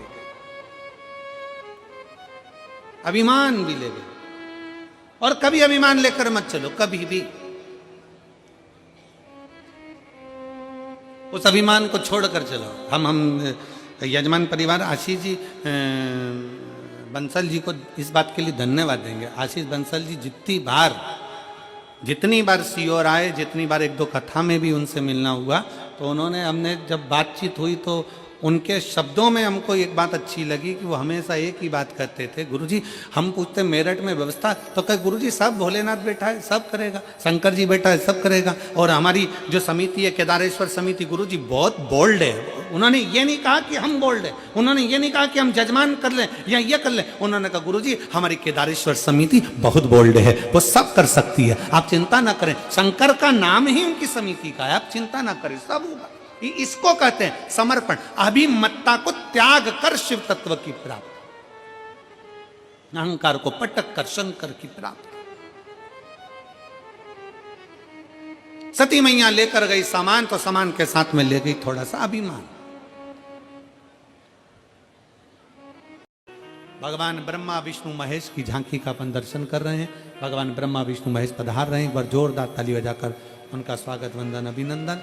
और आज कथा का द्वितीय दिवस यहाँ पर विराम ले रहा है, कल कथा का तीसरा दिन रहेगा। बड़े भाव से मेरठ की इस पवित्र भूमि पर कथा का लाभ आप और हम ले रहे हैं। बड़े भाग्यशाली हैं मेरठवासी जो इस पवित्र कथा को सुनने के लिए पधार रहे हैं और अपने जीवन को सार्थक कर रहे हैं। 7 दिन की कथा है, दिल से सुन लो, बाबा दिल से भंडार भरने वाला बैठा है, अपने हृदय में उतारिए। कल कथा का तीसरा दिवस रहेगा, 24 दिसंबर से 30 दिसंबर तक। ये 2024 का जो विराम की कथा है, छत्तीसगढ़ वालों को बहुत बहुत बधाई है। जो 24 दिसंबर से 30 दिसंबर तक पुराना धमतरी रोड, सेज बहार, रायपुर, छत्तीसगढ़ 2 बजे से 5 बजे तक शिव महापुराण की कथा होगी, जिसमें संपूर्ण छत्तीसगढ़ वासी और आप और हम सब कथा का लाभ दोपहर 2 बजे से 5 बजे तक छत्तीसगढ़ रायपुर की पवित्र भूमि पर लेंगे और अपने जीवन सार्थक बनाएंगे। आयोजक परिवार श्री कमल देवांगन जी इस कथा के आयोजक रहेंगे, उनको बहुत बहुत साधुवाद है और कथा का लाभ आप और हम लेंगे। हर हर जय जय श्री राधे। सभी भक्तों को हर हर महादेव।